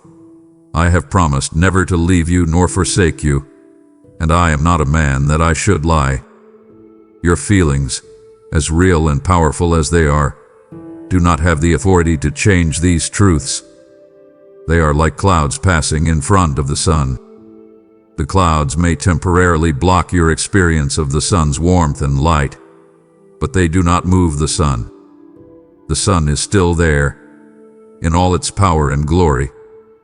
My promises are the sun, fixed and constant. Your feelings are the clouds. Therefore, I am calling you to a higher level of maturity in your faith. I am calling you to stop being ruled by the tyranny of your feelings. Faith is not the absence of doubt or the presence of a good feeling. Faith is the choice, the resolute act of your will to believe that my word is more true than your feelings are. When you do not feel loved, that is the very moment you must stand up and declare, my feelings are lying to me. The Word of God says I am His beloved child, and I choose to believe His word. When you feel condemned, you must fight back with the truth. My feelings of shame are powerful, but the truth is that there is now no condemnation for me in Christ Jesus. This is the battle of faith. It is not about pretending you don't have negative feelings. It is about refusing to let those feelings have the final say. Do not build your life on the emotional weather report of your heart. Build your life on the solid, unmovable rock of my word. It is the only foundation that will hold you steady when the storms of emotion rage. You have now chosen to stand on the unshakable rock of my word, refusing to be tossed by the shifting sands of your feelings. If you desire to build upon this rock and make your faith an action, then I am calling you to send this living word to those still drowning in the sea of their own despair and doubt. Your gift becomes a river of my spirit flowing into the desert places of the world, providing heavenly manna for those who are spiritually starving. I now make this promise your reality. Give, and it will be given to you. A good measure, pressed down, shaken together, and running over, will be poured into your lap. This moment is a test of your trust, a chance to prove you believe my economy of abundance over the world's narrative of lack. Because you have honored me, I will rebuke the devourer for your sake and guard the harvest of your faith. Obey this prompting now. Click Super Thanks, join as a member, or use the PayPal link and make your stand of faith tangible. I know that in your struggles, you often feel that you are fighting alone. You strive to be better, to overcome sin, to find direction, and it feels like an exhausting, uphill battle. This feeling comes from a blindness to a glorious reality. You must see that I have not left you as an orphan in this world to fend for yourself. I have given you the greatest gift possible. I have given you my very own Spirit, the Holy Spirit, to live inside you. He is not a vague force or a distant influence. He is a person, your constant companion, your ever-present helper, and He is actively working within you at every moment. He is your counselor. When you are confused and do not know which path to take, that gentle nudge in your spirit, that sense of unease about one choice and peace about another, that is Him, guiding you into all truth. He is your comforter. In your moments of deepest grief and sorrow, when words fail and all you can do is weep, that unexplainable peace that settles over your heart, that sense of being held and understood, that is Him, comforting you as only I can. And He is the one who brings loving conviction.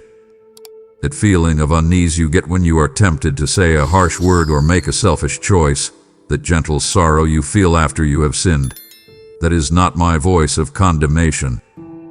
That is His loving plea, His urgent whisper, to draw you back to the safety of my will. He is the source of your spiritual life. That sudden desire you have to pray, the unexpected longing you feel for holiness, the urge to open my word and hear from me, that is not you mustering up religious energy. That is His work within you, fanning the flame of your faith, breathing my life into your spirit. And you must understand this crucial truth. He is the seal of your salvation, the guarantee of your inheritance in me. When you place your faith in my Son, I placed my Spirit in you as a divine seal, a mark of my ownership. He is my down payment, my promise, my unbreakable guarantee that I will finish the work I have begun in you and bring you safely home.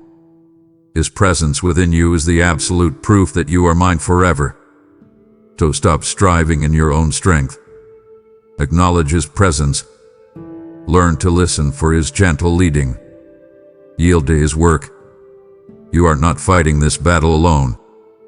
The very power that raised Christ from the dead lives inside of you. Cooperate with Him, and you will find a strength you never knew you possessed. I see your tears. I see the ones that fall silently in the lonely hours of the night, and I see the ones you fight back in the middle of the day, the ones that burn behind your eyes. The world has taught you to see tears as a sign of weakness, something to be hidden or ashamed of. You may even feel that your grief is a sign of a weak faith, that if you truly trusted me, you would not cry. This is not my truth. Your tears are precious to me. I do not turn away from them. I draw near. You must know, with absolute certainty, that your tears are not wasted. The scriptures say that I collect your tears in a bottle. This is not just a beautiful poem. It is a profound truth about my intimate care for you. Every tear you have cried is recorded. Each one is known to me, valued by me, and stored as a memorial to what you have endured. They are a form of liquid prayer, a language of the heart that I understand perfectly. There are moments of pain so deep that you have no words, when your sorrow is a silent scream in your soul. In those moments, your tears speak for you, and I hear their every syllable. I am El Roy, the God who sees. I see you when you feel invisible. I see your pain when you feel no one else could possibly understand. I am not a distant God, observing your suffering with detachment. I am the God who is present in your pain, sitting with you in the ashes of your grief. And your tears, my child, are serving a purpose. They are watering the dry ground of your heart, preparing it for a future harvest. You are in a season of weeping right now, and it is real and it is hard. But I promise you, with the authority of the Creator of the universe, that this season will end. Amorium joy will dawn. The sorrow you are sowing in tears now will one day be reaped with psalms of joy. This is not a hopeful platitude. It is a divine certainty.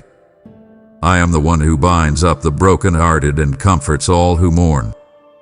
I do not just watch you cry. I am actively at work to heal the source of your pain. So do not be ashamed of your tears. Do not despise your sorrow. Release it to me. Let your tears fall into the hands of the one who treasures them, who understands them, and who has promised to one day wipe every single one of them from your eyes forever. Your pain is seen, your tears are valued, and your joy is coming. Listen closely. In your exhaustion, you feel the heavy weight of trying to please me. Religion, in the hands of men, has become a complicated and burdensome thing. It has become a long list of rules to follow, meetings to attend, and spiritual disciplines to perfect. It has become a ladder you feel you must constantly be climbing, and you are exhausted because you feel you are always slipping back down. You live with a low-grade performance anxiety, always wondering if you are praying enough, reading my word enough, doing enough good works. You feel you can never measure up. Tonight, I want to cut through all of that complexity and release you from that heavy burden. My desire for you is simple. I have already told you what is good. It is not about elaborate rituals or perfect performance. It is about the posture of your heart, expressed in 3 simple ways. First, to act justly. This is not as complicated as you make it. It begins with how you treat the people in your daily life. It means being honest in your business dealings. It means treating the cashier at the grocery store with dignity and respect. It means seeing the person you disagree with politically as my image bearer, not as an enemy. It is about fairness, integrity, and seeing the value I have placed on every human soul. It is loving your neighbor in practical, everyday ways. Second, to love mercy. This flows from a heart that is truly aware of the monumental mercy it has received from me. Because I have lavished grace and forgiveness upon you, I require you to be a conduit of that same mercy to others. This means giving the benefit of the doubt instead of jumping to conclusions.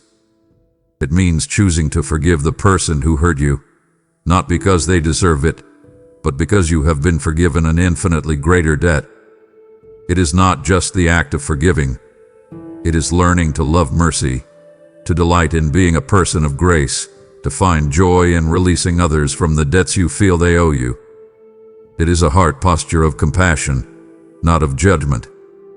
And third, and most importantly, to walk humbly with your God. This is the root of it all. This is not about having a low opinion of yourself. It is about having a right opinion of me. It is about living in a constant state of dependence and communion with me. It is about living your life as an ongoing conversation with me, talking to me about your decisions, depending on me for your strength, acknowledging me in your successes, and running to me in your failures. It is not a religious performance. It is a loving relationship. So release the heavy burden of religious performance, my child. Stop trying to climb the ladder. I have already come down to you. Simply act justly, love mercy, and walk humbly with me. That is all I require. We have mended the fabric of your heart and clarified my simple desire for you. How it would disappoint your father for you to find peace for today, but miss the eternal perspective that secures your peace for all your tomorrows. You have repaired your house for the night, but I want to show you your eternal home. Do not settle for temporary comfort when I am about to unveil a glory that will change how you see everything. My beloved, the reason your current problems feel so overwhelming, the reason your anxieties have such a powerful grip on you, is that your perspective has become too small. You are looking at your life through a keyhole, seeing only the immediate and the temporary. Tonight I want to pull you back, to lift you up, and to let you see your life through the lens of eternity. You must understand, this life, with all of its intense trials and its fleeting triumphs, is but a vapor. It is a mist that appears for a little while and then vanishes. It is the opening sentence of the first chapter of a book that has no end. It is important, yes, but it is not the whole story. You must see today's struggles through this eternal lens. That problem at work that consumes your every waking thought, How will it measure up in the light of 10,000 years in my glorious presence? That fear about the future that keeps you awake at night, how does it stand against the absolute certainty of an eternity where there is no more fear or sorrow or pain? This perspective does not diminish the reality of your pain now. It gives it its proper context. It prevents the temporary from robbing you of your eternal hope. You are investing all of your emotional energy in the temporary pleasures and avoiding the temporary pains of this world, but in doing so, you are in danger of trading eternal treasures for things that will not last. Do not chase the fleeting pleasures of this world. They are like sand, and they will only leave you thirsty. Invest in what lasts forever: love, righteousness, and your relationship with me. Your true citizenship is in heaven. This world is not your home. You are merely passing through. You are an ambassador here, representing the interests and the character of your true home and your true king. An ambassador does not get entangled in the politics of the foreign country they are serving in. They do not set up permanent residence. Their focus is always on representing their homeland well and looking forward to their return. This is how you must live. This perspective does not make your life now meaningless. It gives it its ultimate meaning and purpose. Every act of kindness, every battle for holiness, every word you speak about me has eternal significance. You are living today in light of that eternal day. So lift your eyes, my child. See beyond the horizon of this short life. Let the magnificent reality of your eternal destiny shrink your present troubles down to their proper size. Live today as a citizen of heaven, and you will find a peace and a purpose that this world can never offer. My child, we must now touch on a difficult subject, a dark corner of your heart where you have been holding a prisoner. It is the matter of unforgiveness. I know the offense was real. The betrayal was deep. The wound still feels fresh and raw. In your human reasoning, you feel you have a right to your anger, a right to hold on to this grudge. You may even believe that withholding forgiveness is the only power you have left over the person who hurt you. But you must hear me now, for your own sake. You cannot receive the fullness of my forgiveness while your own hands are clenched in a fist of unforgiveness towards another. A closed hand cannot receive a gift. It is not a rule I made to be cruel. It is a spiritual reality. A heart filled with the poison of bitterness has no room for the balm of my peace. You believe your unforgiveness is a weapon you are aiming at the person who wronged you, but you are the one drinking the poison. Every time you replay the offense in your mind, every time you rehearse the argument, every time you feel that surge of resentment, you are reopening your own wound and pouring salt into it. Unforgiveness does not keep them in a prison. It keeps you in a prison. It chains you to the very person who hurt you, forcing you to drag them with you into every new day.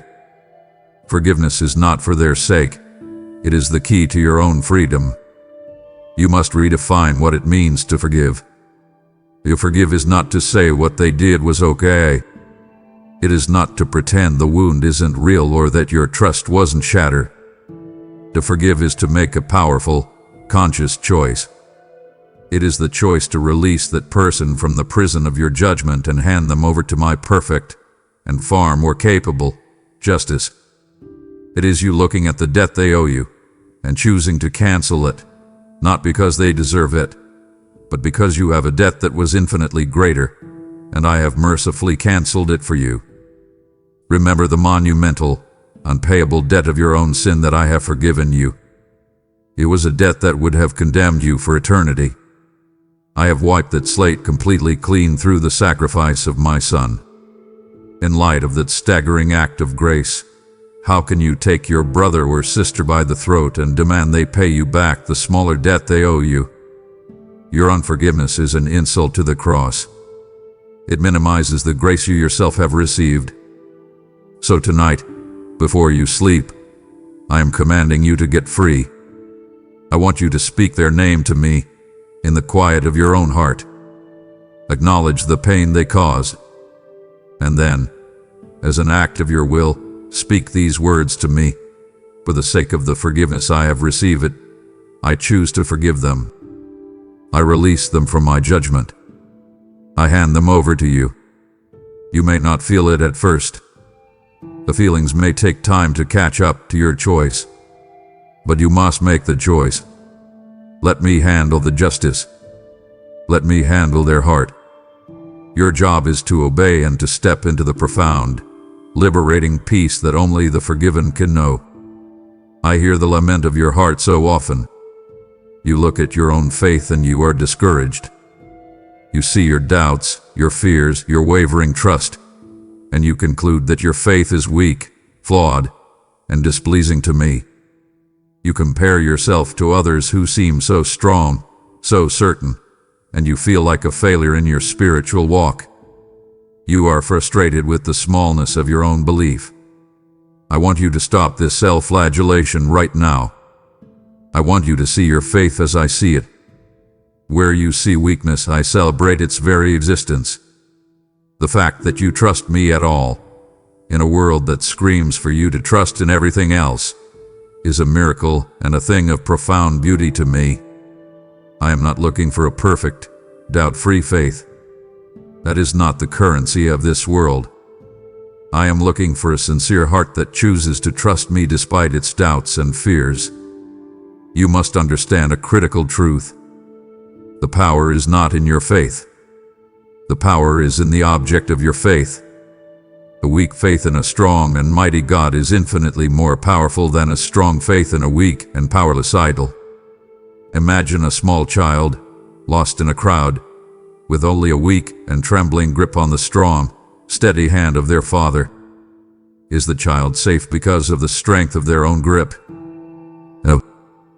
They are safe because of the strength of the Father's hand that is holding them. Your faith, even when it feels like a weak and trembling grip, has taken hold of my strong and steady hand, and I will not let you go. The outcome depends on me, not on the perfection of your hold. Stop focusing on the weakness of your grip and start focusing on the strength of the hand you are holding. Even the small seed of faith you possess is a gift that I myself have planted in you, and I am the one who will grow it. Do not despise it for its size. The faith of a mustard seed, my son told you, is enough to move mountains. Why? Not because the seed itself has such power, but because it is planted in the soil of my omnipotence. Every time you choose to trust me in a small thing, when you pray about a worry instead of just wrestling with it, when you give thanks in a difficult circumstance, when you choose my word over your fear, you are watering that seed. You are exercising your faith muscle, and it is growing stronger. I am so pleased with you, my child. Not because your faith is great, but because you have chosen to place it in a great God. Your trust, however imperfect, however faltering, is a sweet aroma to me.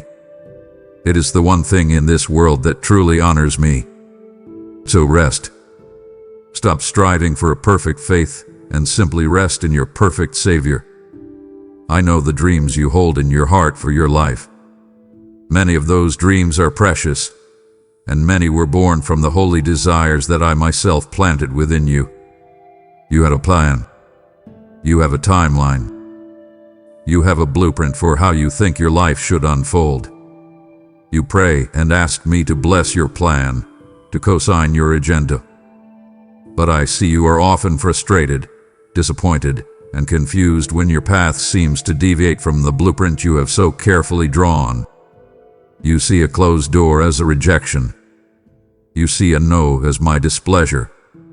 You must understand, my child, my plan is better than your dreams. You are looking at your life's blueprint through a tiny keyhole. You can only see the one room you are in now, and your plan is based on that limited view. But I am the master architect.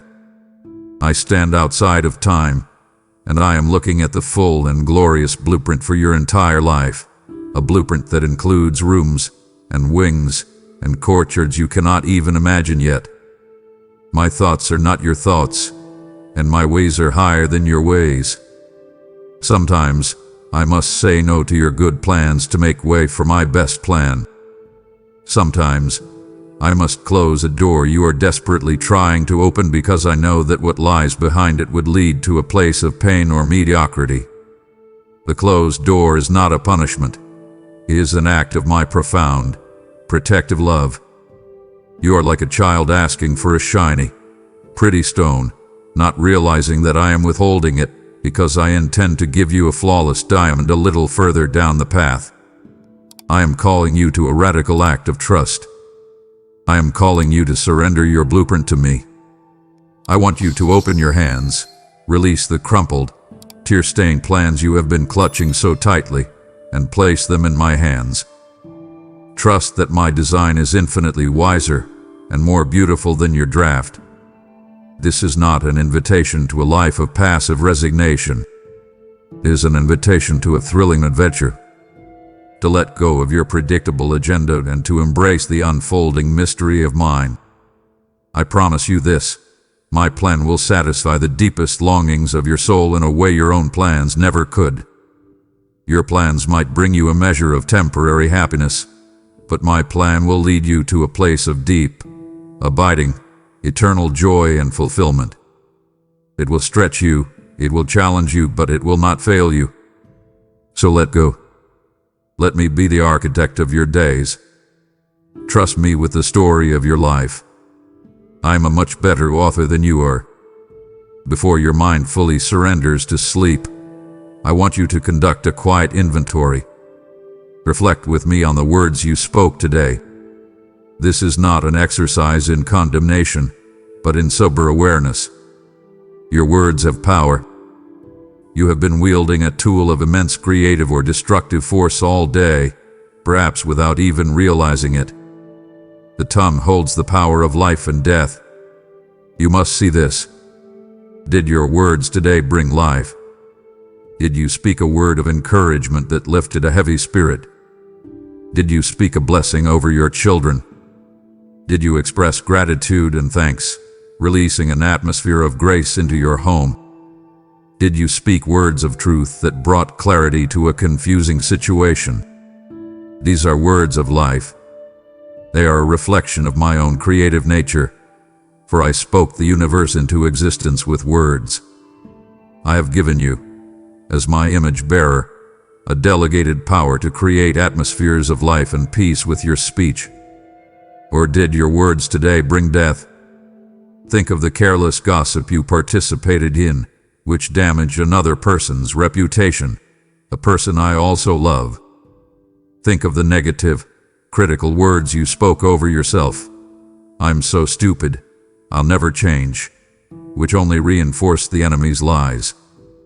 Think of the harsh, impatient words you spoke to your family, which created an atmosphere of strife and fear. Think of the complaining and grumbling you engaged in, which sowed seeds of discontent and unbelief in your own heart and in the hearts of those who heard you. These are words of death. They are a partnership with the enemy, the destroyer, who seeks to tear down and bring ruin. You must understand, the rudder of a great ship is a very small thing, but it steers the course of the entire vessel. Your tongue is the rudder of your life. Your words are steering you, your family, and your destiny toward either life or death every single day. You will give an account for every careless word you have spoken. This is not a threat, but a call to intentionality. The solution is not simply to try harder to control your tongue. Your words are merely an overflow of what is filling your heart. If your heart is full of bitterness, your words will be poisonous. If your heart is full of gratitude, your words will be life-giving. The ultimate solution to corrupt speech is to allow me to purify your heart. So, come to me. Confess the destructive words you have spoken. Receive my forgiveness. And then ask me to fill your heart so full of my love, my grace, and my truth that only life can flow out of your mouth. Tomorrow, I command you to resolve to be a builder, not a demolisher, with your words. Look for opportunities to speak life, to encourage, to bless. Use your powerful tool for the purpose for which I created it. You have wrestled with unforgiveness and surrendered your plans. You are so close to complete freedom. My very soul would grieve if you endured all this cleansing, only to walk away still shackled to humanity's greatest fear. I have brought you to the edge of the promised land of peace, but I must now defeat the final giant that guards its gates. Do not abandon me now, right before the ultimate victory is won. My child, there is an ultimate fear that the enemy uses against you. It is the foundational fear that sits beneath so many of your other anxieties. It is the fear of death. He whispers to you about your mortality, about the fragility of your body, about the unknown abyss that awaits. He uses this fear to paralyze you, to make you live a small, safe, and fearful life. Tonight, we will utterly demolish this fear by flooding it with the brilliant, glorious light of my truth. You must see that death has been conquered. It had been defeated, disarmed, and dethroned. The sting of death is sin, and the power of sin is the law. But thanks be to me, your God, who gives you the victory through your Lord Jesus Christ. On the cross, my Son took the full sting of death, which is eternal separation from me, into his own body. He exhausted its venom. He absorbed its full power. And when he rose from the grave 3 days later, he walked out with the keys to death and hell in his hand. He broke its power forever. Death is like a fearsome dragon that once terrorized the land, but my Son has pulled out its teeth and removed its stinger. It can still roar, it can still look intimidating, but it has been rendered powerless against you. Its finality hath been finalized. Its end hath been ended. Therefore, for you, my beloved child, death is no longer an end. It is a doorway. It is not a period at the end of your life sentence. It is a comma. It is not a tragic conclusion. It is a glorious graduation. It is a homecoming. The moment your life on this earth is over, you will be in my immediate, unfiltered, joyous presence. There will be no more pain, no more sorrow, no more tear, no more woe. You must not see death as a loss, but as the ultimate gain. I have given you an unshakable promise, spoken by my Son himself. Because I live, you also will live. This is not a hopeful wish. It is a guaranteed reality. The grave is not your final destination. It is merely a changing room for glory. It is the place where you will shed this mortal, broken down body and be clothed in an immortal body that will never again know sickness or decay. So I command you, do not live in fear of your last day on earth. Live in joyful anticipation of your first day in eternity with me. Let this truth liberate you to live boldly, to love extravagantly, and to serve courageously, knowing that the worst thing that could ever happen to you is actually the best thing that could ever happen to you. It is your entrance into endless joy. I have spoken many truths to your heart tonight, my child. I have shown you how I see you, reminded you of your true identity, and declared your freedom. And I have done all of this for one ultimate purpose, so that in me, you may have peace. You must understand, the peace I give is not like the peace the world offers. The world's peace is a fragile thing. It is merely the absence of conflict, the brief quiet between storms. It is a peace that is entirely dependent on your circumstances being calm and trouble-free. The moment a storm appears on the horizon, that fragile peace shatters into 1,000 pieces of anxiety. That is not the peace I offer you. My peace is a gift of an entirely different nature. In this world, I have promised you that you will have trouble. I do not promise you an escape from the storms of life, but I promise you something far greater. I promise you my presence and my peace in the midst of the storm. So take heart, my beloved, for I have overcome the world. The chaos you see, the trials you face, the evil that rages, it has already been defeated. Its power is limited, and its end is certain. My victory is the anchor for your soul, and it is from this place of ultimate victory that I now give you my peace. I am leaving you with a gift, peace of mind and heart. And the peace I give is a gift the world can never give, and therefore can never take away. It is not something you must strive to achieve or struggle to maintain. It is a gift. Your only responsibility is to receive it. Open the hands of your heart right now and receive this gift from me. This peace, which I am pouring into you now, transcends all human understanding. This means it will not make sense to you. When your circumstances are in turmoil, you will have a supernatural calm in your spirit. When everyone around you is panicking, you will have a quiet confidence in your heart. This peace will stand guard, like a garrison of heavenly soldiers, round your heart and your mind. It will post a sentinel at the doorway of your thoughts, preventing anxious, fearful, and troubling thoughts from entering and taking you captive. It will protect your heart from the despair that threatens to overwhelm it. It is a supernatural shield. Because I have given you this gift, because this peace is now available to you, I give you this command, not as a heavy burden, but as a loving instruction for your freedom. Do not let your heart be troubled, and do not be afraid.